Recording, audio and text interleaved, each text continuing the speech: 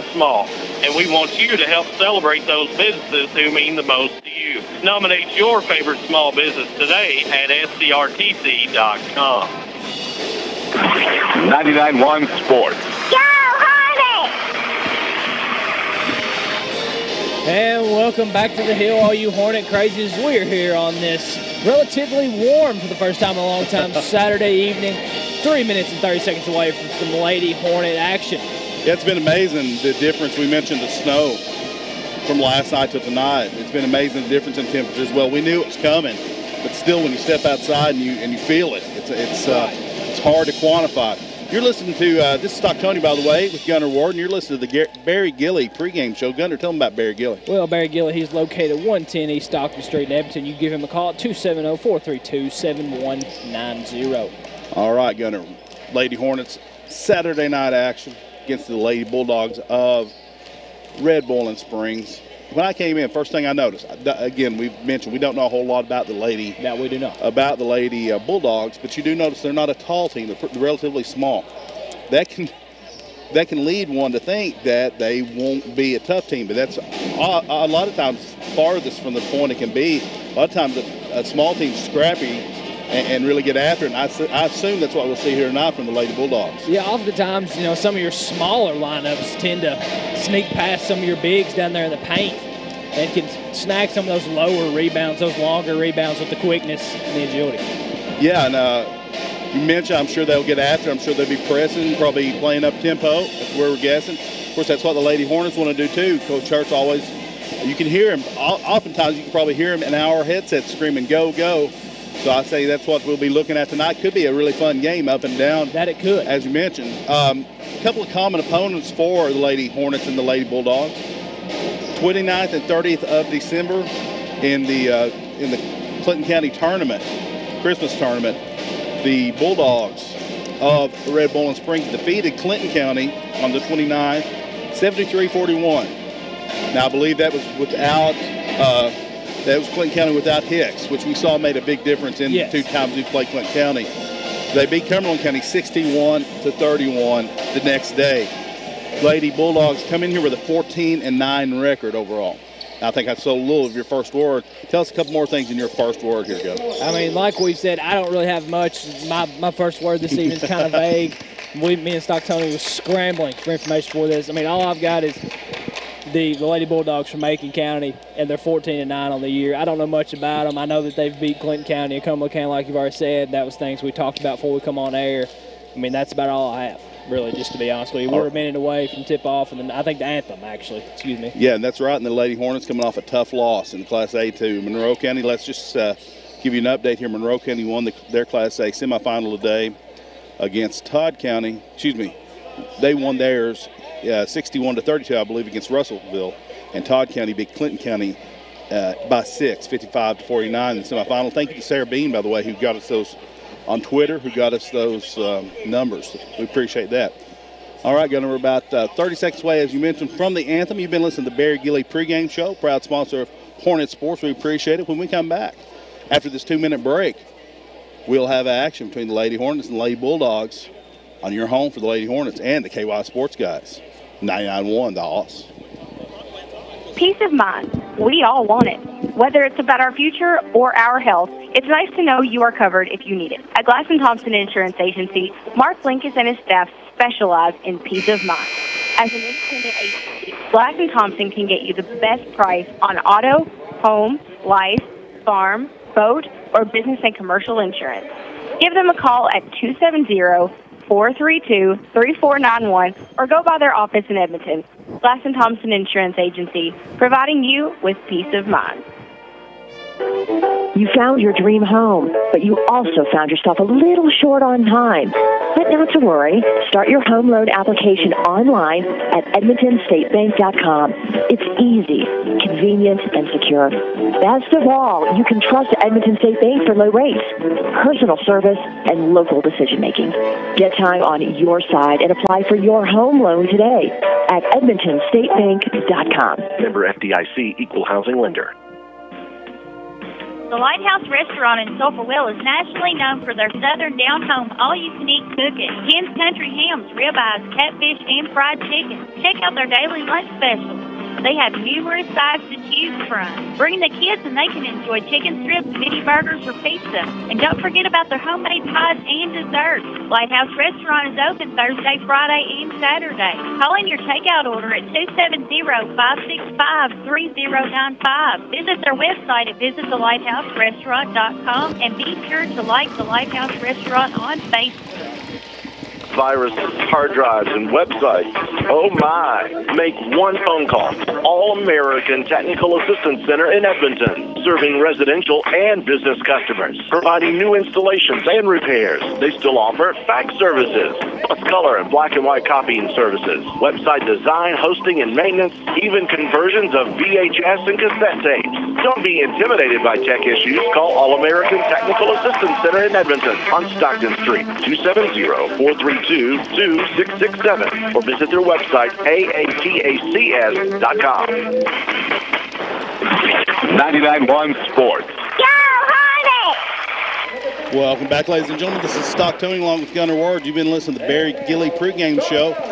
Gunner, please give us those starting lineups. Well, for the Lady Bulldogs, we have Haley Davis, Kennedy Fleming, then we have Liz Anderson, Riley Morgan, and Aisha Smith, I believe that is correct. If for your Metcalfe County Lady Hornets, we have number 4, Ellie Caff, number 10, Kaylee Harbison, number 11, Marley Edmonds, and number 25, Shauna Edwards, and number 30, Macy Welsh. All right, thank you, Gunner. Yeah, exciting to be here tonight. Exciting to get I think a lot of people breaking out of the, as we mentioned, their snowed-in state. A lot of people excited. Good crowd on hand for this action here on Saturday night. Now, you're out there real quickly. I got to give a shameless plug a few times. Tomorrow, the Hornets S Pickers, 1:30 for lunch, 3 o'clock for the show here at the auditorium. I love that free advertising. Yeah, you got to get out and watch it if you can at all. It'll be Coach Hurd, it'll be me, Dr. Benny Lyle, Derek Caffey, Milton Sire, Mr. Alan Trotter, Alex Napper, and Dylan Norris. All right. Combatants are in the circle. Ball is in the air. Tip to Davis. Lady Hornets will be moving left to right on your radio dial. Davis to Fleming. Fleming inside. Up for the left-handed layup and good for the opening basket. Lady Bulldogs are picking up in the 1-2-2 press. Edmonds inbounds to Harbison. She dribbles now. Has knocked away out of bounds off Harbison's knee to the Lady Bulldogs. Yeah, already we see a quick Red Bowling Springs team on defense. Could have some interesting plays this game. Shauna Edwards in this 2-3 zone knocks it away, but controlled by the Lady Bulldogs. Now a double dribble call. Ball will go to the Lady Hornets. 30 seconds into this game, Gunner. Lady Hornets trail 2-0. They'll inbound in front of the home crowd. Marley Edmonds will look to inbound against this pressure from the Red Bowling Springs Lady Bulldogs. Gets it to Edwards. Edwards double team into the middle to Welsh. Welsh across the timeline to Harbison. Harbison pulls up, looks for some help. Now finds Edwards out front. Edwards dribbles in the corner. It's going to be a foul called there. Blocking foul on Red Boiling. I believe that's number 10, Davis. That'll be her first. Team's first. Edmonds will inbound now to Edwards. Lady Hornets looking over this. Shauna Edwards looking over this 2-3 zone. Gets a little high post. Actually on the three-point line to Kaylee Harbison. Now back to Edwards. Edwards inside to Harbison. The foul line hasn't knocked away. Lady Bulldogs on the run.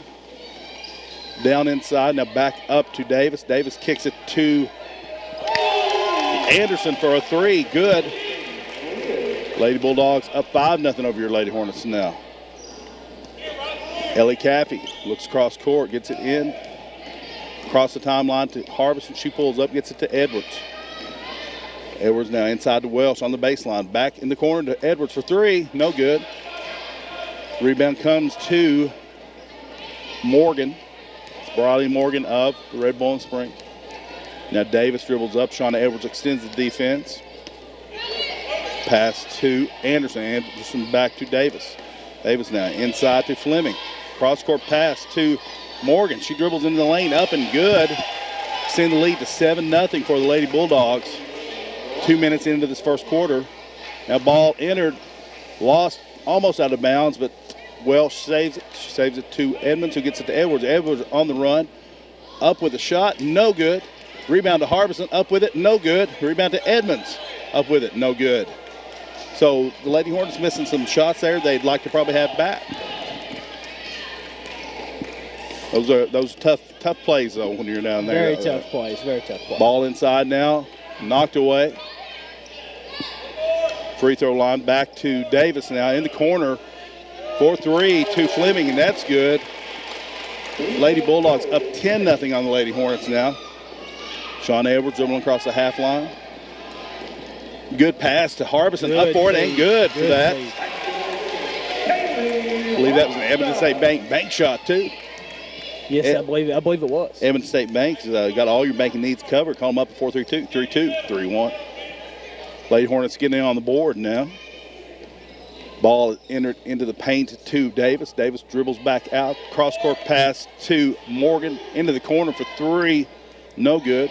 Rebound, though, to Fleming, and she goes back up with it, and good for the Lady Bulldogs. 12-2. Lady Bulldogs over the Lady Hornets. We're seeing kind of the same start here for the Lady Hornets as we've seen recently against Monroe County. Bit of a slow start, but some baskets are beginning to fall. Looks like Macy Welsh will drive in, draw a foul, go to the line for 2 of those DB tax service free throws. Yeah, Macy taking it aggressively to the rim there. DB tax service is open in January. The reasonable rates for all your tax needs with over 28 years combined experience. Welsh for the first. That's good. Give them a call at 670-3931. Welsh now looking to get the Lady Hornets another point. A little short there. Battle for the rebound, but they're going to call it Marley Evans for over the back. And ball go back to the Lady Bulldogs, who lead 12-3 with 4:35 to go in this first quarter. That's a disadvantage of playing rather a short roster. Oftentimes, you know, if you're a taller post player, sometimes you may have the rebound clean, but you can get that over the back call. Yeah, it's the optics of the situation. Good point, Gunner. Lady Hornets now in the 1-3-1 zone. Lady Bulldogs moving the ball nicely around the perimeter. Shot up and no good. Knocked out of bounds. It'll stay with the Lady Bulldogs. Going to get a sub in for the Lady Bulldogs as well. Number 40, Morgan. That's Bailey Morgan coming in for Briley Morgan. Lady Bulldogs look to inbound. Lady Hornets back to the 2-3 zone now. Ball out front, swung around. Left wing back to the front. Now into the middle, into the post. Up with it is Morgan. No good, but she's going to be fouled underneath. By Macy Welsh, if I'm not mistaken. It will be called on Macy Welsh. You got to appreciate the Lady Bulldogs ball moving right now, Gunner. They're getting it around and then inside as well. It's very good. It's very quick. It's quick and crisp. As the lob pass goes now, inside knocked away, and the Lady Hornets will control this ball. For once, you put the announcer's jinx on them in a good way. Yeah, right, the old reverse jinx. Lady Hornets look to inbound. Not a whole lot of trouble against this press right now. Shauna Edwards takes it all the way up with it, but it's blocked away there by Fleming, and she's on the run now. Takes it up, no good. Ellie Caffey with some good transition defense there. She comes away with the ball. Now she's dribbling up, finds Welsh in the corner for 3. That's good. For Jeans Freeze, 3-point goal. Jeans Freeze, a local tradition, serving great food right here in Edmonton. Give them a call at 432-2605. 3:30 to go here in the first quarter. That'll make it 12-6. Red Bowling Springs the lead. Ball driven in. No good, but a foul call. We're going to see who that one's on. Going to be called on Shauna Edwards. It'll be her first. Team's third overall. We see Davis on the line shooting 2. First one up, no good. Going to get a sub in here for the Lady Hornets. Yeah, we'll have number 21, J.C. Harper, in for number 11, Marley Edmonds.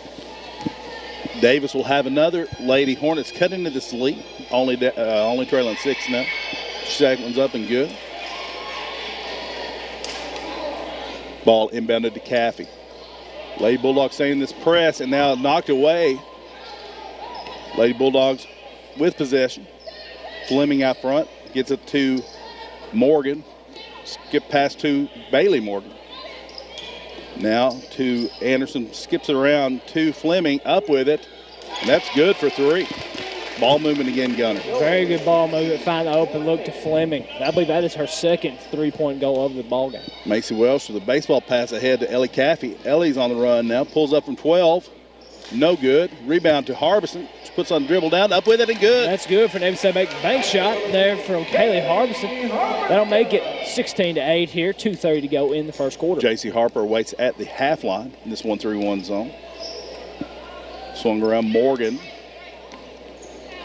Inside, nice look to Bailey Morgan, but knocked away on the floor. Scramble for it. Morgan comes out with it, gets it to Fleming. She's into the lane, up with it, no good. Battle for the board, and we're going to have a tie ball. Ellie Caffey got in there and caused the jump ball, and they'll go to the Lady Hornets as we're going to get a sub in for the Lady Hornets. Then we're going to have number 22, Braylon Davis, enter for, I believe, number 4, Ellie Caffey. Ball's inbounded to Harbison. Harbison to Welsh, back to Harbison. Lady Hornets patiently looking over this press. Now up ahead to Harper. She's in good pass. What a pass. Edwards up with it and good. Edwards. That's good for that bank shot. That'll make it 10-16 with 2 minutes to go here in the first quarter. That's a contender for the play of the game for sure. Davis skip past Crawford's 3. And that was good. Another 3-point goal for Red Bowling Springs. It is now 19-10. With 1:40, the clock is still running. I believe it'll probably be around 1:50 to go in the first quarter. That was Liz Anderson. Gunner, we've seen the Lady Bulldogs on fire from behind the arc tonight so far. I believe that's 3, if not 4. 4 3-pointers probably for the Lady Bulldogs. Well, if you can't tell by our commentating so far, I believe their strength would have to be shooting the basketball. Ball movement and shooting, we've seen, and we've talked about it so many times, that moving the ball gets you open shots. They are making shots. Gunner, real quickly, could you tell everybody about the season sponsorship? Yeah, we have Miller Family Denture. They're located at 108 Elmore Street in Edmonton. Quality Dentistry, personal attention. You can give them a call at 270-432-7211. Or we have the Lighthouse Restaurant located at 1500 Sulphurwell Knobblick Road in Edmonton. Known nationally for their southern down-home cooking. You can give them a call at 270-565-3095.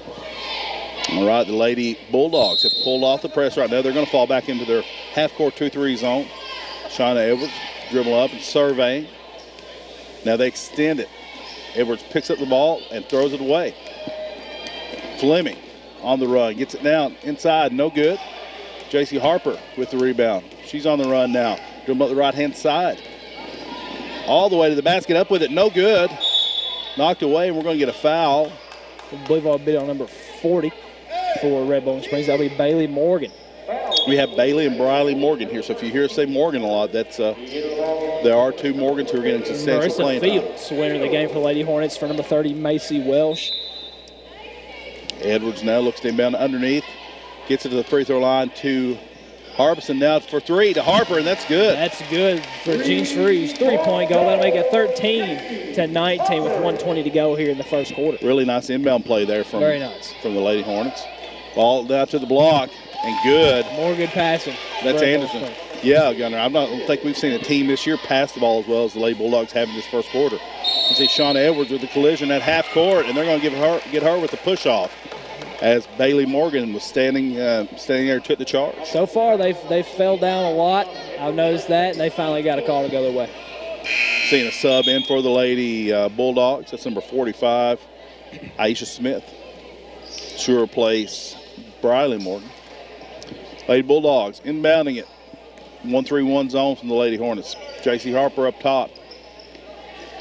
Now a little trap comes from Marissa Fields.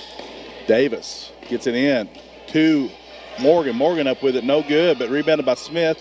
Now out front for 3 to Fleming, and that's good. That's good. That'll be her 3rd of the ball game here. That'll make it 24-13 with 40 seconds to go in the first quarter.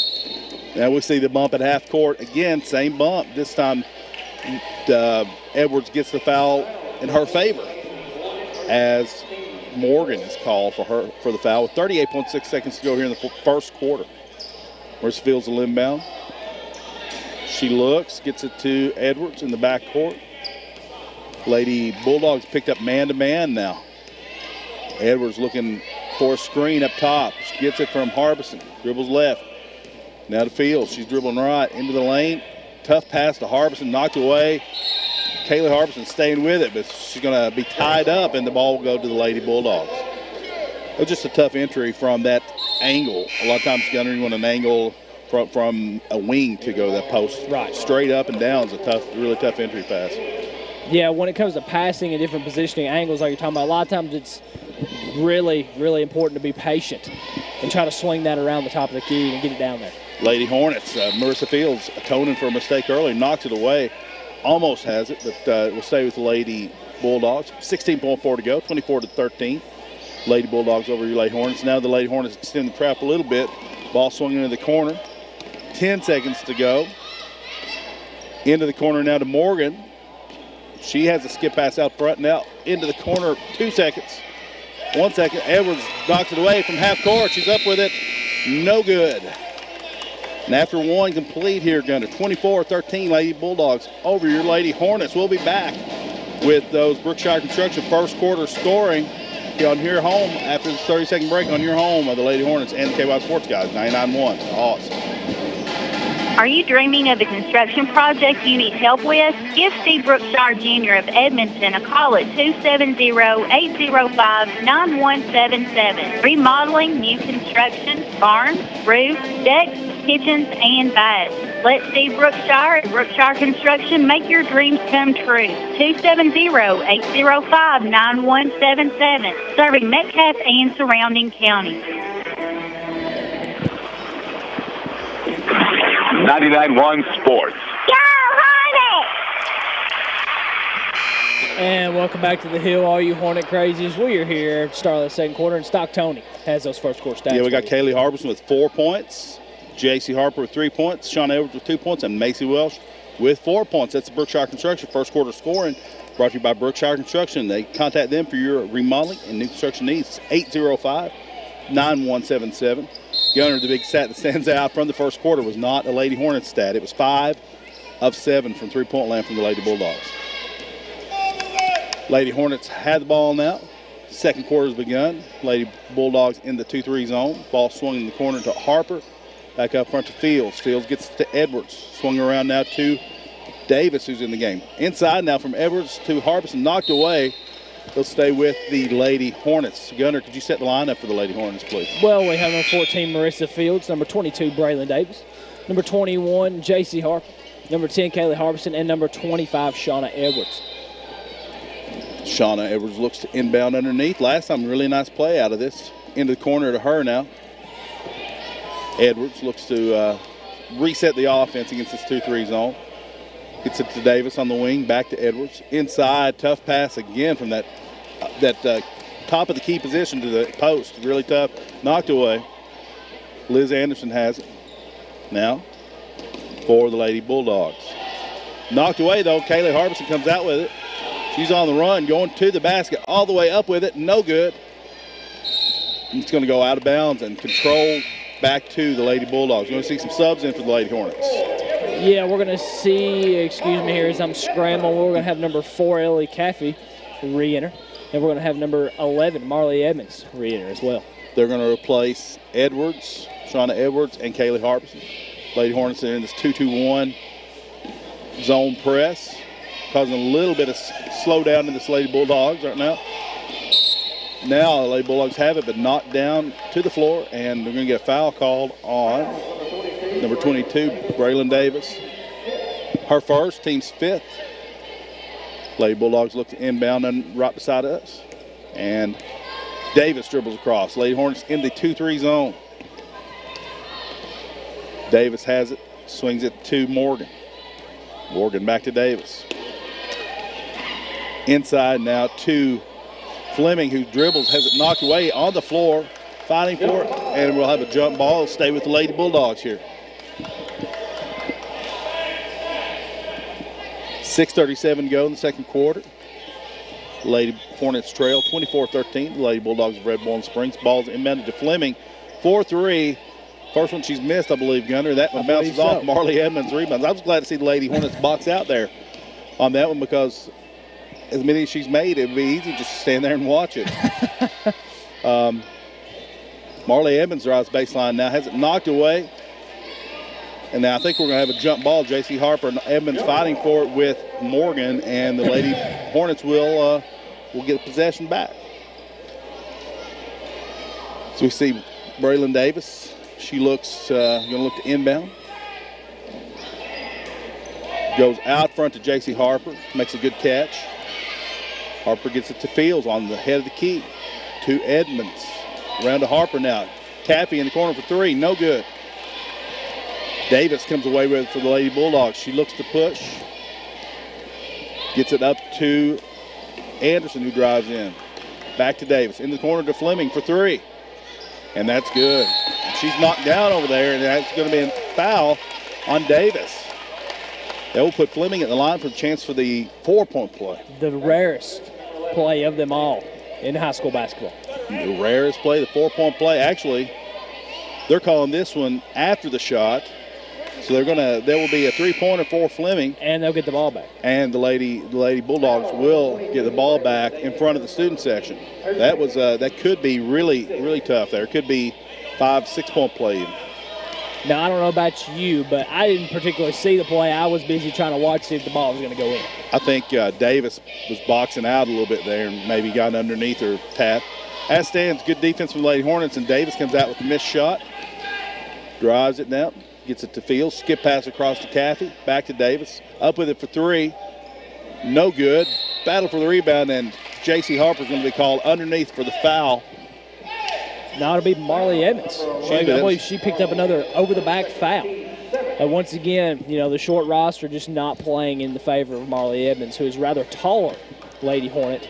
That was her second. That's team's 7th. I put the Lady Bulldogs to the line for 1-1. The official showing off the good arm there. Throws about 3/4 court pass to the other official. Fleming, the lefty, up with it. Rolls in. We're seeing the shooter's touch from Fleming tonight. Yeah, she's putting on a clinic so far. She'll have a second shot. I believe she's wearing the State of Tennessee socks. Second one up and good. Is that what you're seeing out there, Gunner? I believe something that is the blue circle with the 3 stars on it. I believe that's... It fits on a sock a lot better than, like say, the State of Kentucky, right? Yeah. Lady Hornets could have beat the press and do. Davis has it. Guarded out front. Gets it to Harper for three. No good. Battle for the rebound. Lady Bulldogs control. There comes Fleming. She pulls up at the free throw line. Gets it to Morgan into the corner to Anderson for three, and that's good. That'll make it 32-13 here. 4:50 to go in the second quarter. We didn't know a lot as J.C. Harper gets in there and she's going to be fouled. We didn't know a lot about them, but apparently they're the Warriors. Apparently so. Apparently the post play is just obsolete. You don't need it. Just shoot the 3 ball. This team is definitely hot tonight from the 3-point circle for sure. As J.C. Harper has her first D&B tack service free throw up and no good. Looks to cut this lead down some before halftime. Of course, what little information we did have from them playing other opponents was just that they were able to put up big numbers. Yep. But we didn't know how they did it, but now we do. Second one up, no good. As the Lady Bulldogs have it. Morgan dribbles into the corner. Up, no good. It was Anderson, but Morgan pulls down the rebound. Back out to Fleming for three. No good. Marley Evans pulls the rebound, gets it to Davis. Hear Coach Hurt yelling, go. Davis at the volleyball line has it, gets it to Harper on the wing, right wing. She gets it back to Davis. Davis surveying the defense. Gets it on the left wing to Caffey. Back up front to Davis, to Fields. Now to Caffey, has the ball knocked away on the pass. Going to be stolen by Davis. She gets it ahead to Fleming. Fleming skip pass cross court to Morgan. Into the corner to Anderson. Now into the lane. Marley Evans comes up with the ball. She's going to be knocked down by Davis. Foul go against Davis. They'll be the team's 6th. So the Lady Hornets, one more foul. They'll be in the bonus as well. We're going to see a couple subs in, Gunner. Yeah, we're going to see number 30, Macy Welsh, enter, and I believe Shauna Edwards. Yeah, number 25, Shauna Edwards. They're going to replace Davis and Fields. Macy Welsh looks to inbound here. 3:56 to go, second quarter. Lady Hornets trail 32-13 against the hot shooting Bulldogs of Red Bull and Springs. Now ball taken away by Fleming. She goes inside. A little drop-off pass. No good, though, but nice little drop-off pass to Anderson. Welsh comes away with it. She gets it to Edwards. Edwards across the half line. Little hesitation dribble. Up with it. Right-handed. They're going to call the basket off. Say the foul was on the floor. That was a nice move. Nice shot. It was a very nice move. Wish they would have called that and one. But nonetheless, Sean Edwards will go line for a pair of D&B Tax Service free throws. Yeah, the score stands at 32-13, 3:30 to go in the first half. You got a lot of the aggression of Shauna there to try to get something going. She'll be up for the first one. That rattles out. That is Smith pulls the rebound. She gets it to Anderson. Anderson to Morgan, into the lane to Davis. Up with it. No good. Ellie Caffey pulls the rebound. Looks to run. Dribbles left. Has it back tapped by Davis. Out of bounds. Be Lady Hornets ball. Be side out to the Lady Hornets. Macy Welsh will inbound over there. She looks, gets it to Edwards. 2-3 zone. The Lady Bulldogs have been in most of this game. Edwards out front with it. Into the corner to Caffey. Caffey back out to Edwards. Harper now with it. Back to Edwards. Free throw line to Welsh. She has it wrapped up there. We'll see a jump ball call, and it will go back to the Lady Bulldogs. 2:57 to go in the second quarter. Lady Hornets trail 32-13. I would have to say, out of all of the opponents we've seen this year, this is probably the best shooting and passing team that we've seen. Yeah, we're seeing some definite skill on that end for sure. As we see Anderson gets the ball into Fleming. Ball moves around to Morgan. Now to Fleming inside, knocked away. Battle for it on the floor, and it comes out ahead of the key for three to Davis, and that's good. 3-point goal, Macy Welsh now gets it to Caffey. Caffey pulls up, gets it to Edwards. Edwards on the right side, gets it across, brings it to the top of the key now, gets a screen there from Welsh. And we're going to see Coach Hurt is trying to get a timeout. And finally he gets the call. He's going to call that a full timeout, Gunner. It's 2:08 to go, the second quarter. The Lady Hornets trail a hot shooting Red Bull and Springs Lady Bulldogs team, 35-13. We'll take it back to the station for a 30-second break. Bring it back here on your home for the Lady Hornets and the KY Sports guys. 99-1 the Hawks. Subway on the Square in Edmonton. Fresh, fast, and friendly. When you're hungry, stop in and get your sub fixed your way at Subway. Take advantage of the sub of the day every day for only $6. Also serving delicious soups, salads, and cookies. Open 7 days a week from 9 a.m. to 8 p.m. Subway, your way in Edmonton on the Square. 270-432-7827. 99.1 Sports. And welcome back to the Hill, all you Hornet crazies. We are here with 2 minutes to go in the first half. Red Bull Springs leads your Lady Hornets 35-13. Yeah, Gunner, seeing right now, first quarter, 5 of 7 from three-point land from the Lady Bulldogs. This quarter, pretty similar stats. So ball movement is creating open looks for the Lady Bulldogs, and they're cashing in on them as they have a 22-point lead over your Lady Hornets right now. Lady Hornets look to cut into this for halftime. Macy Welsh is going to inbound. She goes backcourt to Shauna Edwards. Lady Bulldogs have opened to come back in the man-to-man. Now they're going to trap as Shauna Edwards is bumped out front by Briley Morgan. She's going to go to the line for one and one of those. DB Tax Service free throws. You're seeing a little disguised look from the Lady Bulldogs. They come out in this man-to-man as soon as Shauna crossed the half line. Another girl ran at her to trap. Shauna shielded the ball, bumped. She's going to go to the line here. She's up with the first one, and it is no good. Tapped by Marley Evans and hustled for it on the sideline by Kayla Harbison, but couldn't get to it in time. With 2 minutes to go, the Lady Bulldogs will inbound. Davis has it now. The Lady Hornets in this 2-2-1 press. She gets it to Morgan. Morgan to Fleming. Out front, Fleming now guarded by Edwards. She dribbles once, gets it to Smith. It's knocked away. Harbison has it. She's up with it. No good. And they're going to call the charge call there Gunner, there's a reason why so many people are getting tired of the charge call, and that was it. That was not, well. What do we know? We're just commentators, as I always say. Yeah, Kaylee tried everything she could to avoid any contact there. As it stands, Lady Bulldogs on the run now. Up with it from Fleming, no good. Edwards now on the run. Gets it to Caffey for 3.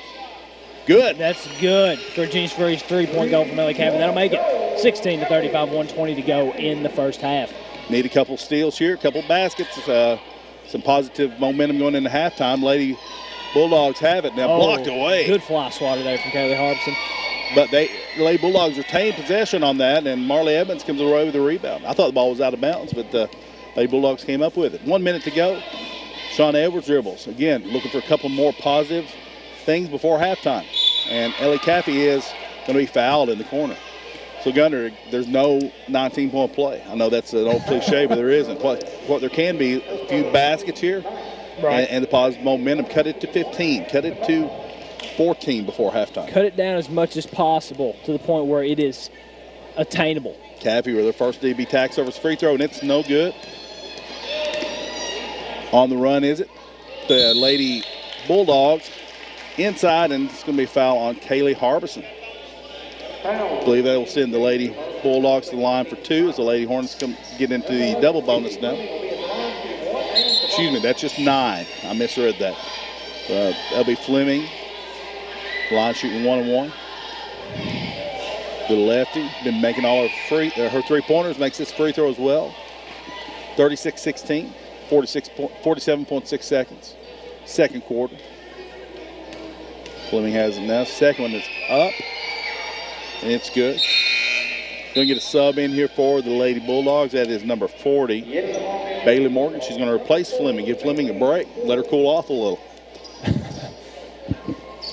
Edwards is going to dribble up. The Lady Bulldogs to pull the press off. But last time we saw them trap at half court out of this look. Let's see if they do. No, they remain back. Sean Edwards picks up the ball. She gets it to Welsh. Welsh gets it to Caffey, now inside to Harbison. Up with it and good. That's good for an Evanston bank shot there from Kaylee Harbison. That'll make it 37-18, 20 seconds to go here in the first half. Much better entry pass there from Caffey. Better angle, better all around. As the Lady Bulldogs, however, get a little bit of a run out.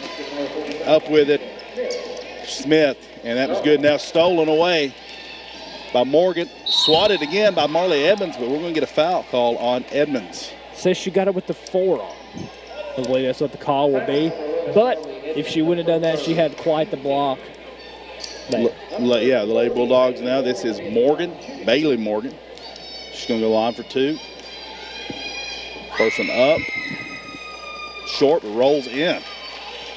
Seen the rim be pretty kind to the Lady Bulldogs today. That's shooter's touch. That it has. Morgan with her second now. She spins. Up with it. Much truer this time. 41-18. 6.5 seconds to go here. Lady Hornets look to get one off before halftime. Edmonds gets it in the middle to Edwards. Edwards from the half line. Up with it. No good. And we'll end the first half. 41-18. Lady Bulldogs lead your Lady Hornets. We'll take back to the station for a 2-minute break. When we return, we'll talk about this first half. And more things. Talk about the second half coming up on your home for the Lady Hornets and the KY Sports Guys. 99.1, the Hawks. When people think about traditions in Metcalfe County, it's hard to think of one more iconic than Jean's Freeze. Located on West Stockton, Sandy, Debbie, and all of the staff work hard to continue the traditions that make Jean's Freeze one of the most popular destinations in Edmonton. Everyone can tell you their favorite thing from Jean's Freeze, whether it be the cheeseburgers, the mini burgers, one of the lunch plates, or a delicious creamy milkshake. Jean's Freeze is happy to sponsor another Metcalfe County tradition, the Metcalfe County Hornet. Call 432-2605 or stop by on West Stockton Street to experience the tradition at Jean's Freeze. All of Metcalfe County and surrounding areas are smiling brightly thanks to Miller Family Dental, located on 108 Elmore Street, Edmonton, Kentucky. Since 2004, Dr. John Miller and staff have been helping their patients keep smiling by meeting their dental needs. Dr. John, hygienist Penny and Sarah, along with assistants Kaylin and Lauren, make your dental experience pleasant. Truth be told, they love their patients. So whether you need your own teeth polished up or need new ones, give them a call at 270-432-7211. And Brookview will get you an appointment. Miller Family Dentistry. Quality dentistry with personal. You found your dream home, but you also found yourself a little short on time. But not to worry. Start your home loan application online at EdmontonStateBank.com. It's easy, convenient, and secure. Best of all, you can trust Edmonton State Bank for low rates, personal service, and local decision-making. Get time on your side and apply for your home loan today at EdmontonStateBank.com. Member FDIC, Equal Housing Lender. Are you dreaming of a construction project you need help with? Give Steve Brookshire Jr. of Edmonton a call at 270-805-9177. Remodeling, new construction, barns, roofs, decks, kitchens, and baths. Let Steve Brookshire and Brookshire Construction make your dreams come true. 270-805-9177. Serving Metcalfe and surrounding counties. 99.1 Sports. Go Hornet! And welcome back to the Hill, all you Hornet crazies. We are here during halftime. The score right now is 41-18. We are 8 minutes away from resuming some Lady Hornet action. Stock Tony, what do we see so far? Well, what we're seeing so far is a team from Red Bull and Springs that we didn't know a whole lot about coming in. Knew they were small, knew they were probably going to press, knew they were probably going to try to run and shoot. And our estimations were correct. We've seen a team go 5 for 7 in the first quarter from three-point land. They hit 3 three-pointers in the second quarter as well, and I can't remember them missing more than 1 or 2. We'll have the official stats in a minute, but so a team shooting somewhere between 65, 70, 80% from three-point land, putting up 41 points in a half of girls basketball on the high school level is shooting the ball well. Yeah, like I said, earlier, we didn't know much about this team coming in. We had looked up some stats, seen some scores, knew they could put up big numbers against some common opponents that we've had, and, we didn't really know how they did it, but now we know. Pretty much the three ball is their go-to. They shoot it well. They shoot it exceptionally well, honestly. The passing game is really good, creates a lot of space against zone and man-to-man, both defenses. Not much you can really do with it. Well, the Lady Hornets are extending this. What happens there is that this team, being the small, quick team that they are, when the Lady Hornets extend, a lot of times this team can put the ball on the floor and go around you. So that makes it double challenge. We're seeing, as you mentioned, not much post presence from this team, but a tough team underneath. And you mentioned the optics of it, which I thought was a great point. When you've got Marley Edmonds or Kaylee Harbison, who are inches taller, quite a few inches taller than any of the girls from Red Boiling, a play that might not look the same, where they may be not touching anyone, but they're so much taller, it looks like they're going over someone's back. Right. And possibly against a girl their size, it wouldn't be called. It might be called here. Yeah, I mean, it's kind of one of the defects of playing a small roster. Commonly you think, okay, we're going to have an advantage. But oftentimes, it can just cause more trouble than it can bring good, especially in the term of post play. A common rebound, what could be for Marley Edmonds or Kaylee Harbison. If a Red Bowling Springs player is underneath them in just the right position, they can draw that over the back call. Yeah, that's a great point you made earlier. We're about 5 minutes, 30 seconds away from resuming second half action. I'm sure Coach Hurt's making some adjustments. When we come back, we'll talk about what we think he's telling the girls. We'll also talk about what we've got coming up this week on the Hill up here. We'll take it back to the stage for a 90-second break. When we return, we'll talk about all that and more here on your home for the Lady Hornets and the KY Sports Guide. 99.1, the Hawks. At SCRTC, we love local small businesses. They are a vital part of our economy. Actually, they create over 40% of all U.S. jobs. We want to celebrate those businesses. Go to SCRTC.com and nominate your favorite place for Small Business of the Year. SCRTC will honor the winner for their importance in our community. SCRTC is able to meet the phone, internet, security, and television needs of businesses both large and small. And we want you to help celebrate those businesses who mean the most to you. Nominate your favorite small business today at SCRTC.com. Peace of mind. We all want it. Whether it's about our future or our health, it's nice to know you are covered if you need it. At Glass & Thompson Insurance Agency, Mark Linkus and his staff specialize in peace of mind. As an independent agency, Glass & Thompson can get you the best price on auto, home, life, farm, boat, or business and commercial insurance. Give them a call at 270-432-3491 or go by their office in Edmonton. Glass & Thompson Insurance Agency, providing you with peace of mind. These girls can shoot, can they? The Lighthouse Restaurant in Sulphurville is nationally known for their southern down-home all-you-can-eat cooking. Ken's Country Hams, ribeyes, catfish, and fried chicken. Check out their daily lunch specials. They have numerous sides to choose from. Bring the kids and they can enjoy chicken strips, mini burgers, or pizza. And don't forget about their homemade pies and desserts. Lighthouse Restaurant is open Thursday, Friday, and Saturday. Call in your takeout order at 270-565-3095. Visit their website at visitthelighthouse.restaurant.com and be sure to like the Lighthouse Restaurant on Facebook. 99.1 Sports. Go Hornet! And welcome back to the Hill, all you Hornet crazies. We're 3 minutes away here from some more Lady Hornet action. 41-18 here at half. Stock Tony. Let's talk about these future Lady Hornets. We see on the floor right now. We got some young ladies out here shooting. Yes, we do. Always love the high school games and stuff that schools are cool enough to allow that to happen. We like these young girls getting out here on the big floor. It's a big treat for them, I'm sure. I don't even know if they're future Lady Hornets. I do see some Bulldog shirts on some of these young ladies, I do believe. All right. Well, we see why they're shooting so well, then they get them started young. All right. Speaking of, I wanted to give a shout-out to the middle school team. The 8th grade team will be playing for the conference championship Monday night at Russell County. Game will start at approximately 6:15. After the 7th grade game, the 8th grade game will start. And thanks to Bobby and the Hawks and some of the parents, they'd asked us about doing that game. So Coach Hurt and I will be at the game calling it. Bobby and the Hawks are going to run it on 99.1 The Hawks. We are appreciative of all that. That's the kind of community support that everybody on this area has come to appreciate from all these folks. So it's going to be wonderful. Can't wait to go over there to Russell County and call some of that action for the middle school championship game Monday night. Got some stats here for us, Gunner. The first half, the Lady Hornets were led with 6 points by Kaylee Harbison, 4 points from Macy Welsh, 3 points from J.C. Harper, and Ellie Caffey also with 3, Shauna Edwards 2. The Lady Hornets were 3 for 7 from the three-point line.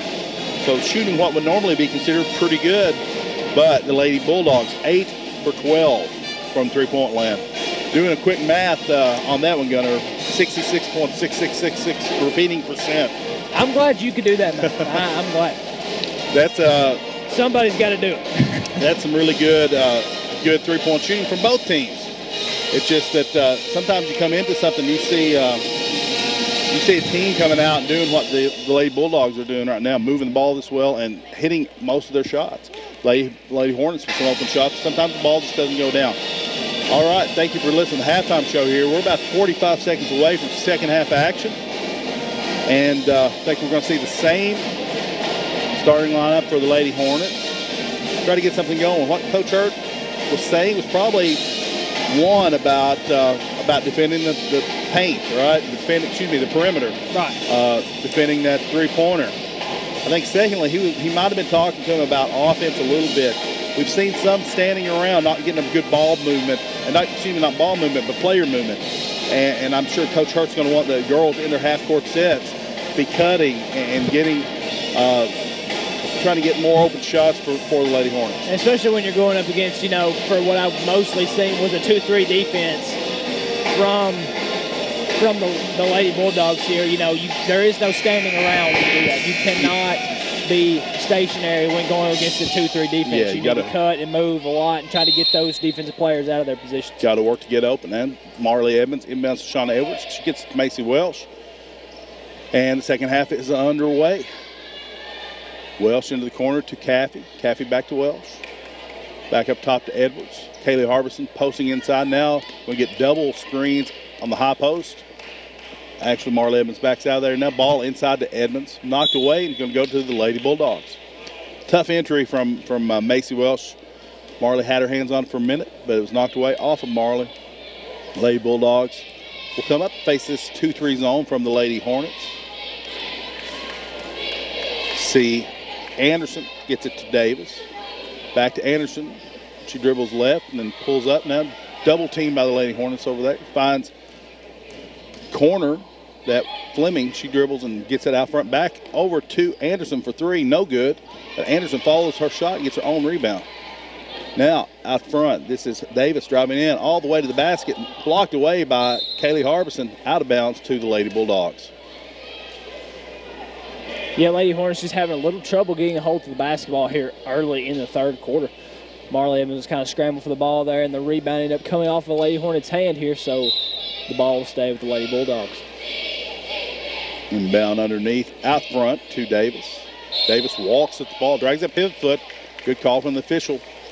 Go back to the Lady Hornets. Almost 1 minute into the third quarter. Lady Hornets trailing 41-18. I believe I kind of seen a few motion for the walk there as well in your mind. I believe if they weren't going to call it, we was. You know, the pivot foot sometimes is a forgotten thing in sports these days. I don't want to sound like the old guy, but the pivot foot gets changed a lot. You go on up to the college and professional levels.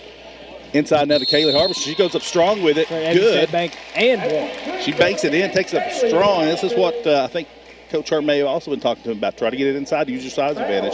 She can go to the line also for one of those. B&B tax service free throws. Up with it. And that's good. That'll be 21-41, 6:45 to go in the third quarter. Lady Bulldog lead. Again, we talked about positive momentum. The Lady Hornets need to build some positive momentum. A little trap out front. Handled now into Fleming. Fleming pulls up with it, gets it to Davis. Davis to Morgan.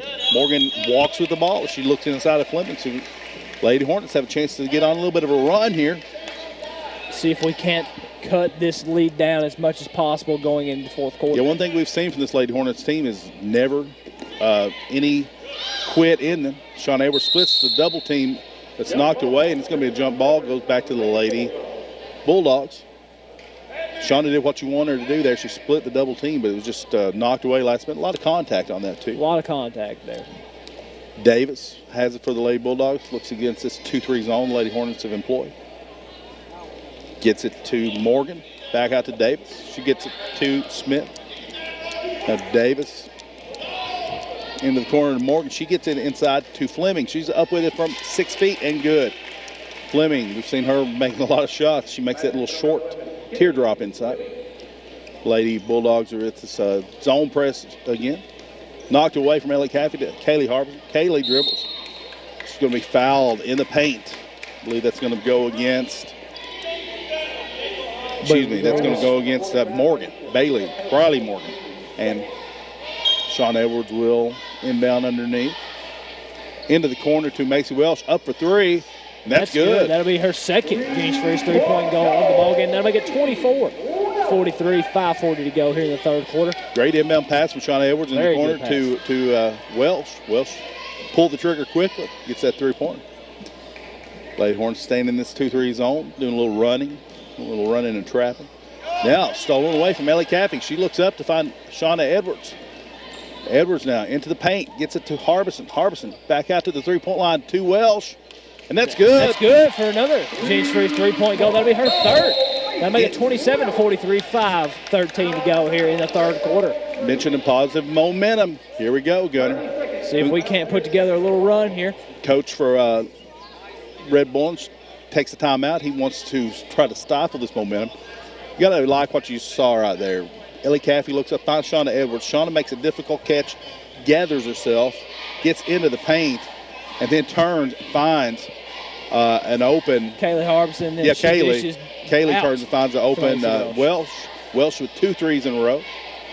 This is the ball movement you're talking about. The Lady Hornets have displayed this sort of ball movement in games before. And again, this is the momentum that we want to see. The last two appearances we've had of the Lady Hornets, we've seen them get off the slow starts and kind of do what they're doing right now, string together some runs late in the game. So we're going to see if that'll work for them tonight. You'd also have to anticipate that no matter how good a shooting team Lady Bulldogs are. They can't keep shooting 66% from three-point land. Ball's in now. Lady Bulldogs have it. That's Morgan. She gets it to Davis. Davis looks over from the wing, gets it into the paint, gets it to Fleming from 8 feet. No good.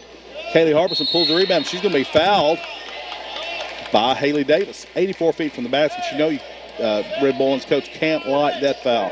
No, he cannot, and I believe that may be her third foul, and I believe that's what Mr. Bragg said in front of me. That'll be her third. Yeah, this is Davis, who sort of runs this offense. We've not seen her take a lot of shots, but she's been the engine running the offense.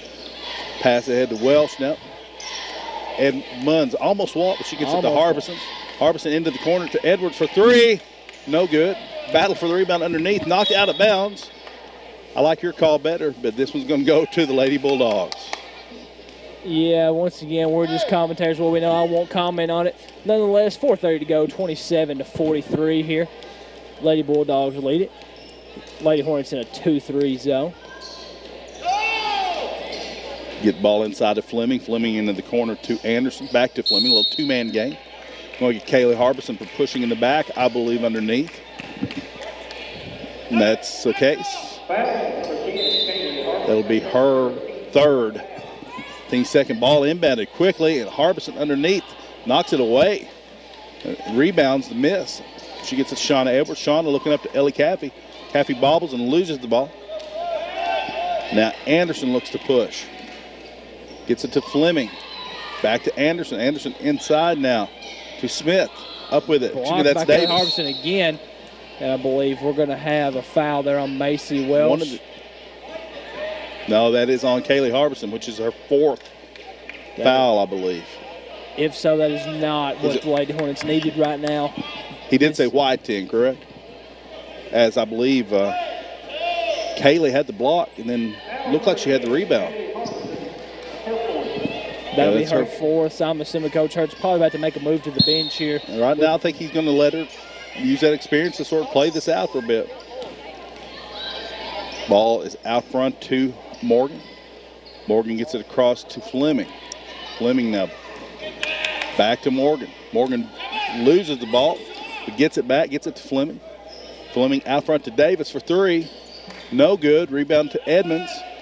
Pulls a strong rebound, gets it to Shauna Edwards. Shauna looks to push up the right-hand side. Gets it to Ellie Caffey. Caffey pulls for three. And that's good. For G's Freeze. Three-point goal. I believe that'll be Ellie Caffey's second. Don't look now, Gunner, but at least 13, and the Lady Hornets have the momentum. Cutting it down, one play at a time. That's what we got to do. Well, Davis might have got away with a carry there, but as stands, gets the ball corner. Three-point goal up, no good. Battle for the rebound.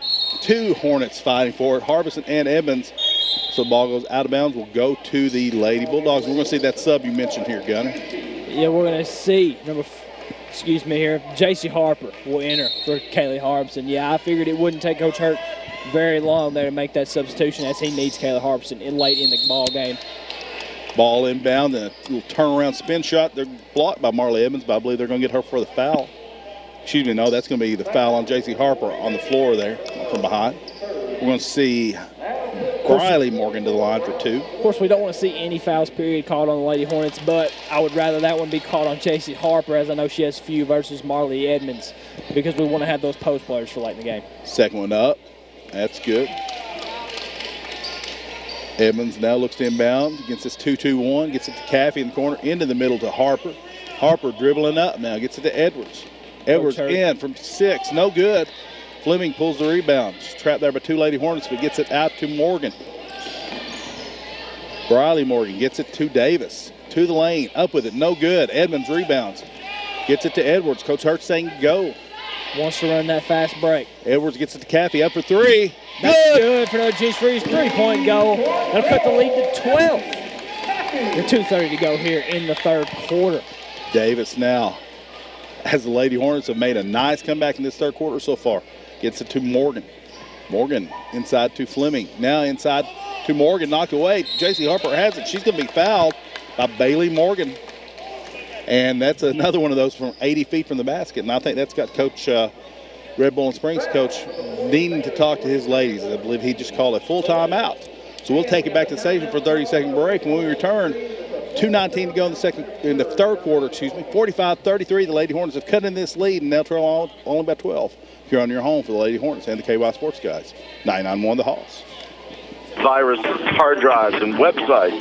Oh my! Make one phone call to All-American Technical Assistance Center in Edmonton, serving residential and business customers, providing new installations and repairs. They still offer fax services, plus color and black and white copying services, website design, hosting, and maintenance, even conversions of VHS and cassette tapes. Don't be intimidated by tech issues. Call All-American Technical Assistance Center in Edmonton on Stockton Street, 270-432-2667, or visit their website, aatacs.com. 99.1 Sports. Go Hornet! And welcome back to the hill here, all you Hornet crazies. That Stock Tony has just pushed something off of our radio desk here in the floor. We lost the pin. But I have a backup. I've done that myself several times. 45-33 here, 2 minutes and 20 seconds to go in the third quarter. Macy Welsh will inbound it on the baseline as we will go the length of the court. Lady Hornets have cut in this lead nicely. Now it's Shauna Edwards. 2-on-1. Dribbling up, gets it J.C. Harper. Nice look. Up with a bank shot and good. That's good for Davis State bank shot for J.C. Harper. That'll make it a 10-point lead with 2 minutes to go here in the third quarter. I believe that's a play of the game, Candy. That for sure is. And now it's out of bounds, going back to the Lady Hornets. Yeah, that's Gunner. Great transition offense from the Lady Hornets. Shauna takes it 2-on-1, finds JC on the block. So that's definitely write that one down with my fresh pen here. Which is a highlight, I believe, if I'm not mistaken. Shauna Edwards surveys. She'll drive in, try to go up for layup. She's going to draw the foul. She'll go to the line, prepare those DB tackles free throws. The foul will be on number 11, Kennedy Fleming, which is a big one. I don't know how many she has. That'll be her second, says Mr. Bragg below me. Yeah, Fleming's playing a nice game here tonight. This second half, she's been a little more silent. Edwards up with it, no good. Shauna's had some struggles with the free throw line the last few games. That she has. I know it's bothering her, you can tell, but she's going to make them. She's going to start making them. This one's up. Right on cue. Makes this one, cuts it into single digits, 45-36, 1:45 to go, third quarter, Lady Hornets. Now, in this 2-3 zone, we have Morgan getting inside of Fleming. Fleming dribbles, gets it to Anderson. Anderson up with it, no good. Rebound Fleming. Gets it back out to Davis. Davis dribbles in. Has it knocked away, but there's going to be a foul call on J.C. Harper on the drive. That's her second. And the team's fourth. They're going to call that a shooting foul. So Davis is going to go to the line for 2. Like I said, as long as we can stay out of as much post-play trouble. First one up is missed, by the way. As long as we can stay out of most post-play trouble as possible, I think we'll be okay with the fouls as far as the rest of the game. Davis with their second. That's no good as well. And Marley Evans pulls the rebound. She dribbles out, gets it to Edwards. Yeah, you heard Coach Hurt in the timeout huddle talking about the ball movement that's been so prevalent for the Lady Hornets in this third quarter. Wanting to continue with that. We get in inside now. Marley Evans outside to Caffey. Skip pass across to Edwards. Up top to Wells for 3. No good. Rebound comes to Anderson. She's on the run now. 1:05 to go, third quarter. Anderson gets it to Fleming. Now to Davis for 3. No good. Good rebound position by Edmonds. She hasn't knocked away from behind to J.C. Harper. And J.C.'s going to be fouled by Briley Morgan. That's her second, team 6. So the Lady Hornets will shoot for the rest of the half. Big foul there. Inbounds to Caffey. Caffey's bumped, no call. Welsh now has it. Gets it to Edmonds. Nice little crossover dribble. She gets it to Welsh. Up top for 3. Long rebound comes to looks like we're going to have a jump ball. Yeah, Battle on the floor. Shawn Edwards gets kicked right there. She might have gotten kicked. No call. Well, she did. Waiting on the technical. Doesn't look like we'll get it. Well, there was a scrum on the floor, and I think everybody was just kind of tangled up. Maybe that's what they're seeing. Nobody seems to be alarmed. Maybe I just saw.